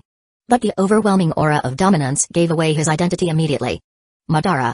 Chakra erupted beneath his feet as Kyosuke shot forward like lightning. With a short sword in hand, faint electric sparks flickered along the blade. Bring it on. Madara drew his long sword, excitement evident on his face at the sight of his friend. However, their form of greeting was somewhat unusual. A terrifying burst of air pressure gathered as Madara slashed horizontally with his blade, bringing it down with the force of a crushing mountain. The sheer ferocity of his strike made Kyosuke's heart skip a beat. Uchiha style, step explosion. This bastard is trying to kill me. Kyosuke thought. Chapter 33, It'll be fine if your father is gone. After a long time, Kyosuke finally met Tajima Uchiha again. He still looked gloomy as always, as if he disliked everyone he saw. He wasn't exactly the most likable person. It is said that the Uchiha clan produces beautiful men and women, but the appearance of this clan leader is really hard to describe. Kyosuke silently complained in his heart but maintained the most basic respect on the surface. That's great, I knew I didn't misjudge you. Tajima Uchiha patted the young man's shoulder, looking self-satisfied. Anyone who didn't know might think that Kyosuke's rise had something to do with him. His shameless attitude made Madara Uchiha, who was opposite him, slightly turn his head, thinking to himself. Father, please don't embarrass yourself. After casually chatting for a while, the clan leader suddenly asked with great interest. You two just fought, who won? Upon hearing this, Kyosuke and Madara exchanged a glance, both a little surprised. In Kyosuke's eyes, Madara truly deserved to be the reincarnation of Indra's chakra. His strength had risen rapidly like a rocket. Especially his physical strength, the 11-year-old dance king had already entered a rapid growth phase. In their first direct confrontation, Kyosuke almost couldn't hold on to his weapon. His physical strength had reached that of a Jonin, chakra was at Jonin level, and though his mental strength was hard to judge, Kyosuke couldn't recall anyone who could trap Madara Uchiha in a Ganjutsu. With his unknown evolution of the Sharingan, Madara now possessed nearly the strength of a Jonin at his peak. The rate of progress was no less than Kyosuke's. On the other side, Madara was equally amazed.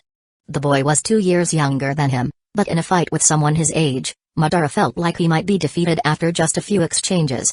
His sharp sword dart, terrifying speed, and the need for full concentration when facing him made Madara cautious. He had heard that Kyosuke had even developed a powerful form of lightning jutsu, which was particularly suitable for the Uchiha clan to use. Madara was eager to see it for himself. He also had the ability to use lightning style, but he preferred to research fire techniques instead. A draw. Madara answered his father's question. I see. Tajima's smile remained unchanged, as though he was genuinely pleased. But Kyosuke wasn't buying it. The old man was thick-skinned and devious, smiling while stabbing a knife in the back. He couldn't understand how this person had fathered someone like the Dance King. Glancing around casually, Kyosuke suddenly asked curiously. Where's Izuna? Why didn't that kid come to greet me? At the mention of his younger brother, Madara chuckled. He heard you've been making a name for yourself in battle and started demanding to join the battlefield. With a helpless glance at his father, Madara continued. After father refused, Izuna locked himself in his room for intensive training. I can hardly see him anymore. Ha ha ha! Kyosuke burst out laughing, his tone full of schadenfreude. When I go to see him next time, I'll give him some motivation to continue getting stronger. Motivation? Of course, it would be to beat him up and push him to work harder. Izuna's strong-willed nature would surely drive him to train even more. At least that way, he wouldn't end up getting cut down by someone in the future. Kyosuke thought of Senjudo Rama, and an image suddenly appeared in his mind. As he looked at the increasingly composed Dance King, Kyosuke knew that Madara had likely already begun his secret dealings with Hashirama. How far have those two developed? I'm really curious. Scratching his chin, Kyosuke suddenly slapped his leg and decided to tail them in another world. Witnessing the scene where the two great gods come together. If he didn't experience it firsthand, it would truly be a regret. Soon, the major figures of the battlefield arrived one by one. With more than 200 ninjas at his command, Kyosuke had become an influential figure in the clan. Except for the elders, no one dared to act arrogantly in front of him. Perhaps Tajima was trying to show off his strength and warn him not to have any foolish ideas. As for that, Kyosuke didn't care at all. With Chidori in hand, he had the capital to recruit anyone. As long as his strength continued to improve, no one could stop his rise. In the future, the Uchiha clan would surely belong to him and Madara. Others would either choose to submit or leave the battlefield and enjoy their retirement in the clan. Tajima Uchiha was strong and skilled, but unfortunately, his vision was too narrow, making him incapable of achieving anything great. At the banquet, Kyosuke drank freely without any hesitation, and even started a drinking contest with Madara. Age? That was a joke. No one present truly dared to treat him as a mere youth. Anyone who had such thoughts had long become the victim of his short blade. At night, Kyosuke and Madara walked under the night sky, chatting casually about their experiences on the battlefield. When will the war end? The Dance King suddenly became a bit sentimental. With a glance at him, Kyosuke casually responded. When the enemies are all dead, the war will naturally end. Yeah. Madara looked up at him, unusually hesitant. His unspoken words made Kyosuke quite surprised. Just say whatever's on your mind. Why are you becoming so indecisive? Oh. Madara nodded blankly and finally spoke the words he hadn't even shared with his younger brother. Kyosuke, do you think it's possible for us to resolve the grudge with the Senju? Huh? Are you brainwashed by Hashirama? Kyosuke remained silent for a while, then gave a definitive answer. It's not hard to resolve the grudge. After fighting for 1,000 years, we're not tired, but the other side is. Madara looked at him in confusion, clearly not expecting such an answer from Kyosuke. Not paying attention to Madara's surprised expression, Kyosuke continued with his thoughts. I ask you, how many people still mention the grudges of the previous generation? What about the generation before that? Very few, right? Do you know why? Young Madara hesitated before answering. Is it because everyone is old? Actually, he wanted to say they were all dead, but felt it would be disrespectful to the fallen clan members. In that moment, Madara seemed to grasp Kyosuke's point. No matter how deep-rooted the hatred, it would fade with time. Unknowingly, the grudges of the older generation were rarely mentioned. To resolve the enmity, or even to build a village together, there was no need for excessive concern. Strength alone was enough to unify the two clans. Want to stir up trouble? One word, kill. After a few decades, all the old grudges would be forgotten. The reason was simple, those who couldn't forget the hatred would have already died. The new generation of ninjas grew up in villages, and it was difficult for them to empathize in the same way. After a moment of contemplation, Kyosuke stopped. His views came from the storyline's natural development. In hell, many people would fight to survive. But once they experienced paradise, it would be hard to return to hell. That's why, in the end, Madara Uchiha was abandoned by everyone. Chapter 34, First Meeting with Senju Hashirama. Few words almost made Madara Uchiha dizzy. It's likely that the King of Dance is deeply shaken right now. If the timing weren't off, he would have immediately run to share this with his companions. I was right about you after all. The young Madara excitedly patted his shoulder.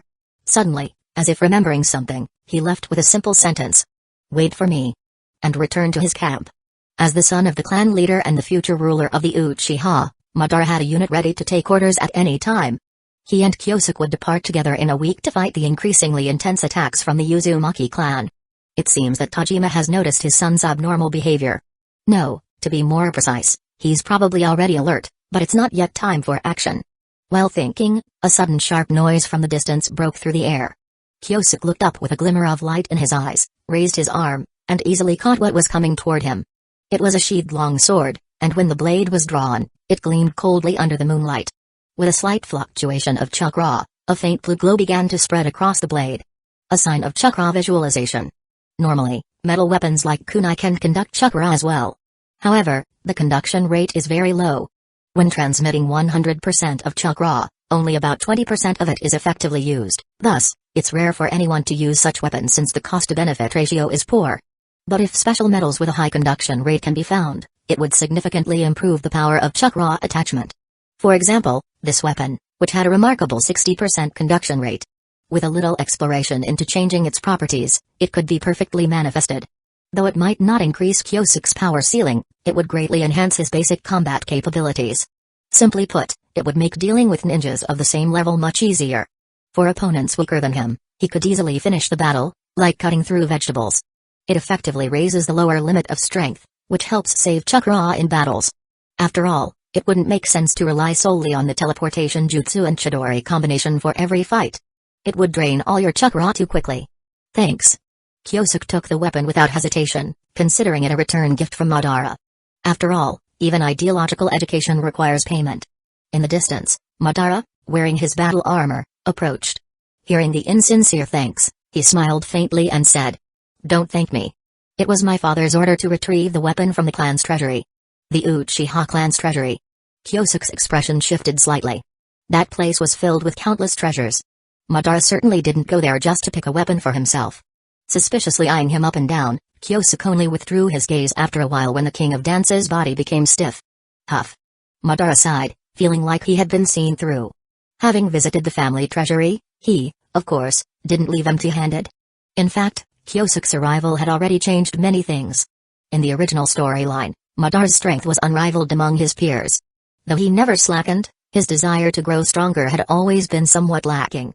Now, spurred on by Kyosuke, a rare sense of tension rose in his heart. Strength must be honed, bloodlines developed, and even weapons should not fall behind. After visiting the treasury, he quickly chose a gift for Kyosuke, and then began rummaging through boxes and cabinets in search of a divine weapon. In the end, the legendary Uchiha clan fan Gunbai was born about 6 or 7 years earlier than in the original timeline. Subconsciously touching the storage scroll at his waist, Madara coughed lightly and made up an excuse to leave. Kyosuke, somewhat puzzled, gave up his attempt to investigate further and decided to visit his long-lost friend Izuna to catch up. That night, intense sounds frequently came from the second young master's training ground. The clan members were amazed, saying that Izuna Uchiha was a hard-working young man, still practicing diligently so late. Little did they know, Izuna had turned into a punching bag, becoming Kyosuke's target for testing his sword. When Kyosuke left contentedly, the battered young man could only lick his wounds in solitude. "That bastard, one day, I'll surpass you. And the same goes for my older brother. I, Izuna Uchiha, am the one with the strongest talent." If Kyosuke had heard these bold words, he would have regretted going too easy on him. How could someone be so foolish? The next day, with nothing to do, Kyosuke decided to challenge Madara for a second round. Izuna was too weak, and it wasn't even fun fighting him. The battle with the king of dance had been much more satisfying. But when he knocked on the door, the butler informed him that the young master had gone to the mountains early to train. Something's off. Kyosuke narrowed his eyes and followed the trail. In the mountains, by a small creek, young Madara was idly skipping stones, his mind filled with Kyosuke's words. "That really is a good way to resolve conflict, but unfortunately, my father will never agree. But it's fine. As long as Kyosuke and I are around, we can truly achieve peace in the future." As he was lost in thought, Madara suddenly felt the urge to urinate. He unbuckled his pants and started relieving himself in the river. Suddenly, a figure silently appeared behind him. Hey! The stream of water immediately stopped. No matter how hard he tried, he couldn't continue. Hashirama. Ignoring his friend's angry shout, the thick-headed youth with the pot-shaped hair stared at him with a surprised look. "Madara, looks like you weren't lying. You really can stop immediately when someone's around." "I've said it before, I can't pee when someone's watching, you bastard." You have to see it to believe it. After some noisy moments, the two finally returned to normal, and Madara took the opportunity to talk about Kyosuke's idea. Using time to resolve hatred? Hashirama's eyes lit up with a sense of finding a kindred spirit. In the past, he had blindly sought peace, never even sure if it was achievable. But to his surprise, Madara's clan had such an insight. Nervously rubbing his hands, Hashirama really wanted to meet the person who had proposed this idea, even though he knew doing so would be extremely risky. Both he and Madara weren't fools, many things were left unspoken between them. If outsiders intervened, Hashirama feared it would ruin the friendship they had worked so hard to build. Lost in thought, the pot-haired youth suddenly tensed and turned to look at the forest behind them. 2 seconds later, Madara also sensed something and became vigilant. In the shadow of the trees, Kyosuke Uchiha, dressed in black battle gear, stepped out. Seeing this, Madara relaxed slightly, relieved that it wasn't someone from his father's side. But he quickly grew tense again because Kyosuke's footsteps never stopped. Placing his hand on the hilt of his sword, Kyosuke activated his Sharingan and stared intensely at the suddenly pale-faced Hashirama. In the next moment, the sword's blade was already dangerously close to Hashirama's chest. Chapter 35, First Clash of the Three Gods. Kyosuke, stop. Madara Uchiha never imagined that the situation would develop to this point. He had thought the two of them would get along, but Kyosuke immediately attacked him upon meeting. As expected, the peaceful understanding he had hoped for was nothing more than a foolish wish that only the two of them could hold. Madara was caught in the middle, unable to decide, while the other two were fully engaged in battle. Facing Kyosuke's lightning-fast slash, Hashirama's right arm suddenly emitted a massive blue light, a manifestation of chakra that had been overly condensed. Damn, does it have to be this exaggerated? It wasn't until they truly faced off that Kyosuke understood why Madara Uchiha had always been suppressed by this man. The terrifying chakra was practically no different from a human tail beast. During the Fourth Great Ninja War, when facing the Jinchuriki of the Ten Tails, Obito Uchiha, Hashirama gravely remarked that Obito's chakra surpassed his own. Listen to that. What a terrifying statement. From this, one could understand just how terrifying the chakra of the god of shinobi truly was. Without any protective armor, Hashirama resolutely used condensed chakra to defend against Kyosuke's full-powered strike. Having the heaviness of earth, yet containing the cutting power of wind. What a terrifying guy. After their hard clash, Kyosuke decided to test Hashirama's ninjutsu abilities. But the bowl-shaped head didn't give him a chance. He kicked up and directly sent Kyosuke flying, the violent force causing the air to scream in protest. In addition to chakra, the innate monstrous strength was the second major weapon that allowed Senju Hashirama to dominate. It could be said that Tsunada's lifelong study of the Yin Seal and monstrous strength were merely passive skills for Hashirama. When facing Madara Uchiha, Kyosuke immediately sensed the limitations imposed by his body, and when it came to Hashirama, the gap between them instantly magnified several times. Boom.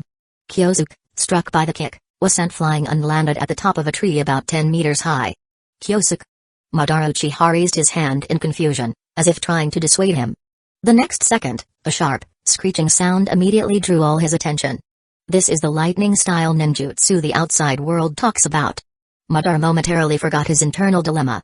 His instincts as a strong warrior had him anticipating the next battle. The Sharingan locked on to Hashirama, and at first, Kyosuke just wanted to test the god of shinobi's abilities. Now, he had changed his mind.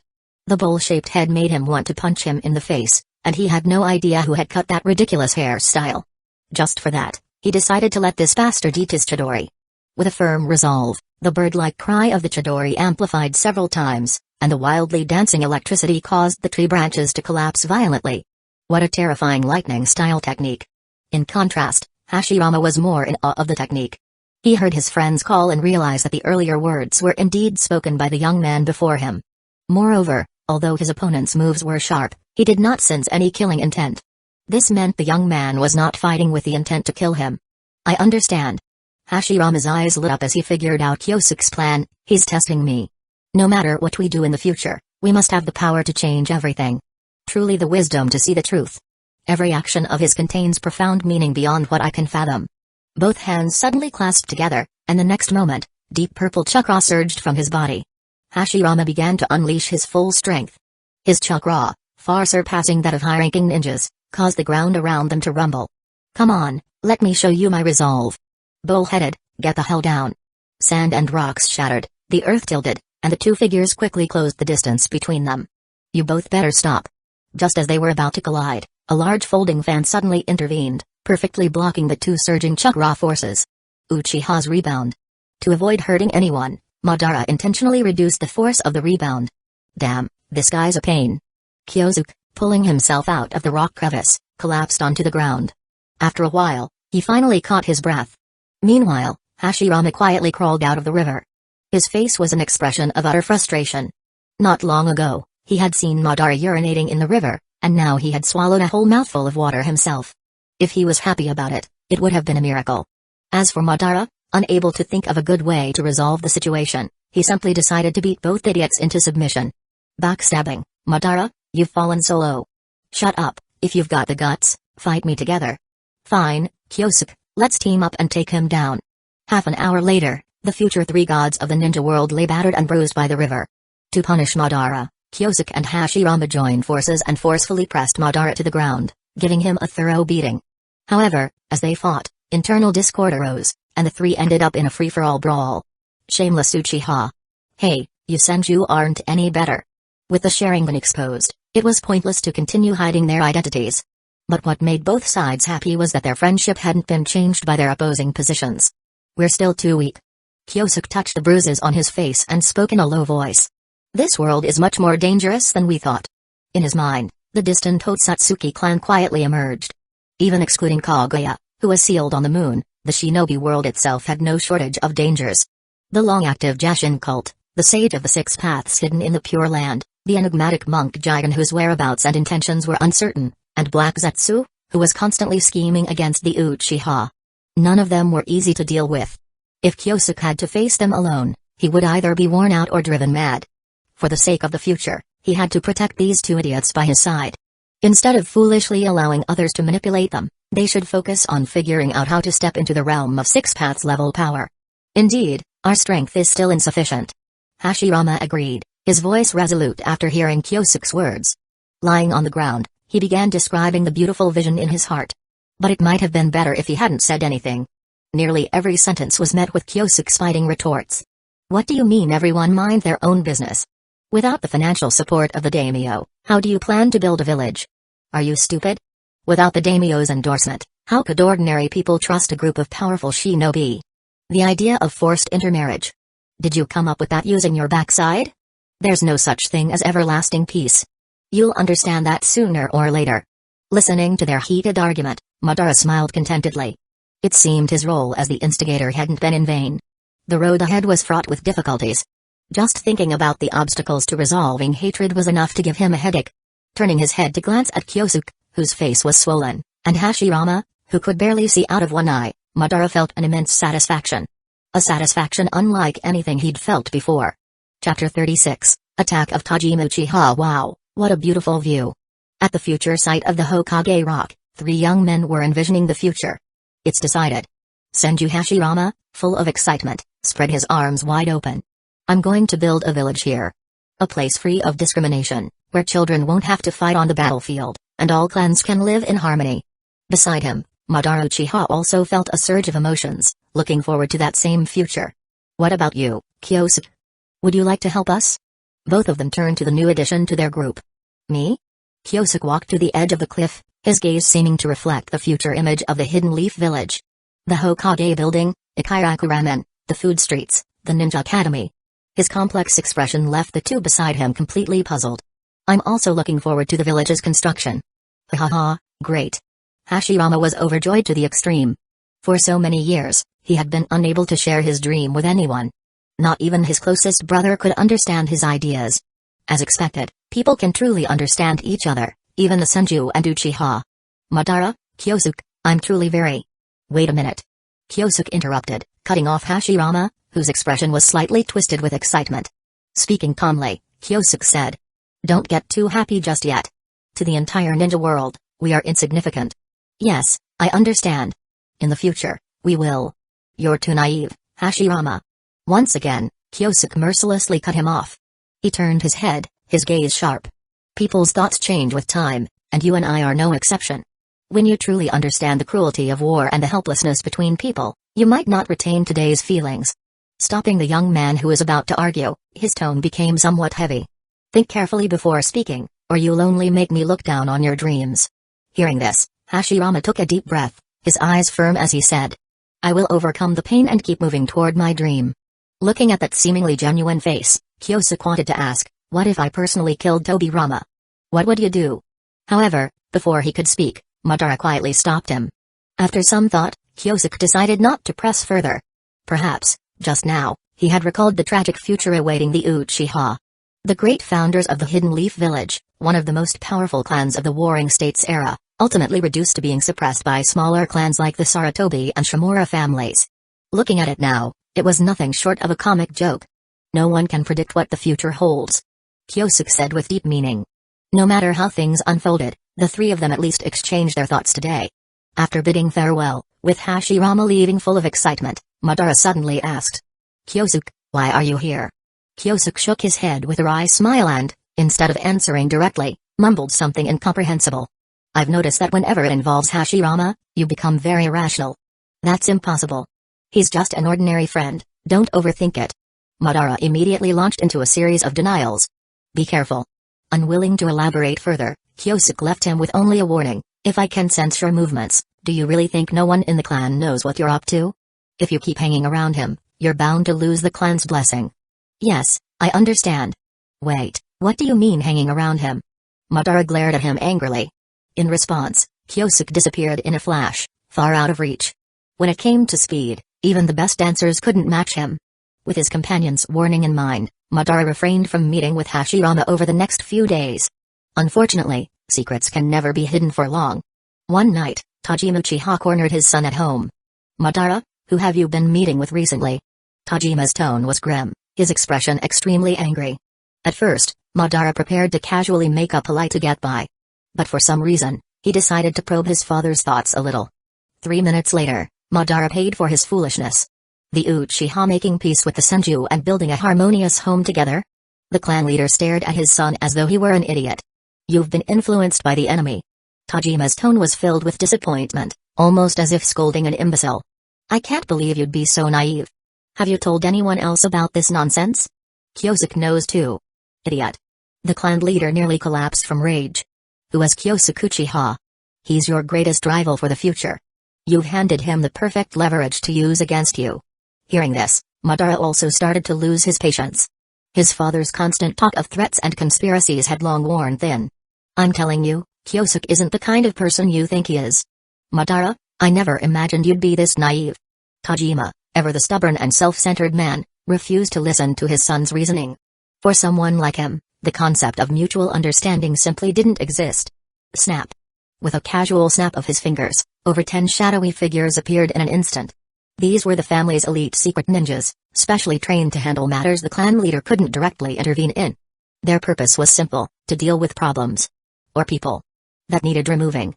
"Kyosuke Uchiha is guilty of treason. Take him down tonight. If he resists, execute him on the spot."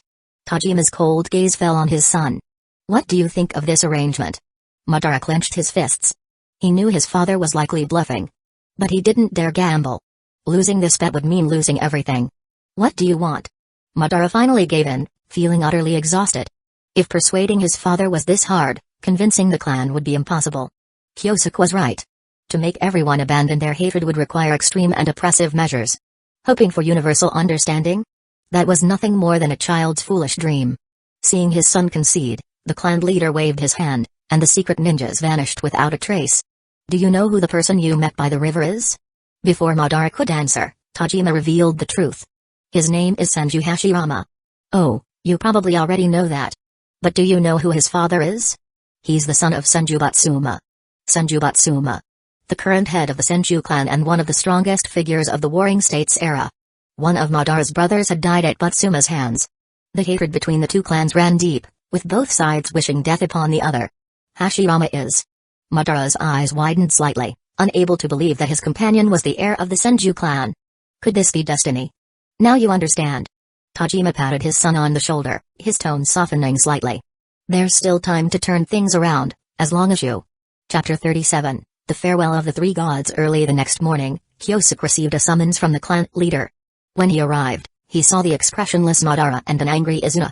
Kyosuke immediately had a rough idea of what was happening. Sigh, so they found out after all. Honestly, it wasn't surprising. If Tajima Uchiha couldn't even figure this much out, he would have been ousted from his position long ago. "Kyosuke." Izuna immediately confronted him. "Big brother may be reckless, but why are you messing around with him?" Hearing this, Kyosuke lazily picked at his ear with his little finger, ignoring the accusations of the little brat. "Hey, you! Enough!" Tajima stopped his youngest son. He understood that Kyosuke was now confident in his position and wouldn't take this trivial matter seriously. Accuse him of colluding with the enemy? Ridiculous. Kyosuke had only been on the front lines for a few days. How could he have any secret connections with the Senju? The clan members weren't fools, no one would believe such accusations. Even if evidence of their meeting was presented, Kyosuke could easily claim he was following Madara. That would create more trouble than it was worth. Tajima knew all this. His scolding the previous night was merely to frighten his son. Tajima knew his children well. Madara was excellent in many aspects, but he often let his emotions cloud his judgment. Izuna was the same, and now it seemed Kyosuke was also involved. However, upon reflection, perhaps this wasn't a bad thing. If his sons could subdue Kyosuke, Tajima might no longer need to deal with the problem himself. Kyosuke, Tajima said directly, not even addressing Kyosuke's involvement.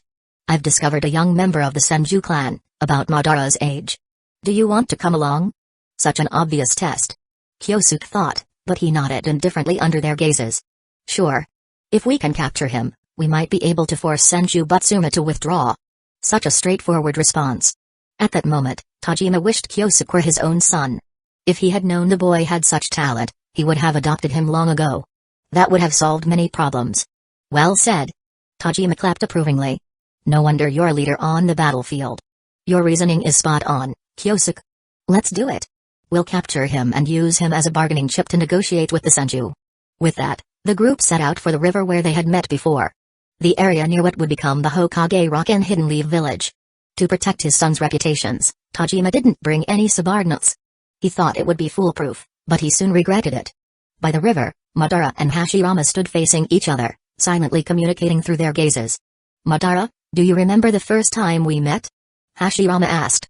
Madara smiled, picking up a stone from the ground. As he channeled chakra into his fingers to carve it, he replied. Of course. You lost to me in a stone-skipping contest. Excuse me? You were the one who lost. Another moment of silence passed before the two simultaneously tossed their stones. Both caught the stones that had flown across the river. Run. It's a trap. In the nearby forest, Kyosuke watched the scene and sighed. What a touching moment. As he turned his head, Tajima and his sons leapt out of the bushes, only to find two figures appearing on the other side of the river as well. On one side were the Uchiha, Tajima, Izuna, and Madara. On the other side were the Senju, Butsuma, Tobirama, and Hashirama. As the only outsider, Kyosuke felt distinctly left out. As he walked out leisurely, the two clan leaders were already trading harsh words from across the river. Ignoring their verbal sparring, Kyosuke focused on the gray-haired figure. Senju Tobirama. Kyosuke thought. The most brilliant theoretical ninja in the Naruto world, the creator of countless famous jutsu. At the same time, Tobirama was someone Kyosuke strongly disliked. In Kyosuke's opinion, even without Black Zetsu manipulating events behind the scenes, Tobirama would have eventually targeted the Uchiha. Tobirama was a true hardliner. Even after founding the village, he never let go of his hatred for the Uchiha. He was clever, though, using the narrative of threats to justify his actions. By ordering the Senju to scatter and integrate into the general population of Hidden Leaf Village, Tobirama avoided future targeting of his clan while shifting attention to the Uchiha, who refused to bow down. One could argue that Tobito and Denzo were merely executors. Tobirama was the true architect of the Uchiha's downfall. On the other side, Tobirama frowned slightly, sensing the hostility directed at him from Kyosuke. People often say that when you suspect someone dislikes you, you're probably right. They likely hate you to their core. What puzzled Tobirama was why someone he was meeting for the first time would harbor such baseless resentment. Maybe that's just how Uchiha are, he thought. Finally, the two clan leaders simultaneously decided to end their argument. Senju Butsuma, noticing the Uchiha's numerical advantage, was ready to retreat. He feared his children might get hurt despite his own confidence. Tajima, however, opted to strike first. Madara, Kyosuke, Izuna, capture those two brats for me. Fire style, fire dragon flame bullet. Several spiraling fire dragons roared across the battlefield, their terrifying power causing the entire river to boil. Attack. Under his father's pressure, Madara gritted his teeth, drew his short sword, and charged forward. On the other side, Hashirama shouted. Madara, don't abandon our promise. This idiot. Kyosuke muttered, rolling his eyes as he hurled a specially crafted kunai toward Tobirama. Kyosuke. Hashirama called out, aware of the danger. He knew Tobirama's current skills couldn't match Kyosuke's. What he didn't expect was how quickly Tobirama would fall. Dodging the peculiar kunai, Tobirama smirked as he weaved hand seals, summoning a massive wall of water. Water style, water formation wall. With the river giving him a natural advantage, Tobirama seemed invincible. Until a heavy blow struck him from behind, nearly knocking him unconscious. The water wall shattered as Kyosuke grabbed Tobirama by the throat, his demeanor exuding wild arrogance. Tobirama. Hashirama's chakra surged in panic. Using his monstrous strength, he kicked Madara away and rushed toward Kyosuke. "Let him go, Kyosuke." Hashirama used the teleportation jutsu, appearing in front of Kyosuke to throw a punch. In truth, Kyosuke could have escaped with Tobirama using the Flying Thunder God technique, which he had recently mastered for carrying others. However, he hesitated and abandoned the tempting idea. To deal with future threats, the existence of Hashirama Senju was necessary. Chapter 38, Uzumaki Mido's dissatisfaction. In the end, the Senju family left. Tajima couldn't capture Butsuma, and Hashirama's explosive power was unexpectedly formidable. Even the clan leader couldn't find fault with either of them, although he knew that both Kyosuke and Madara had certainly not fought with all their strength. "Humphrey, let's go back."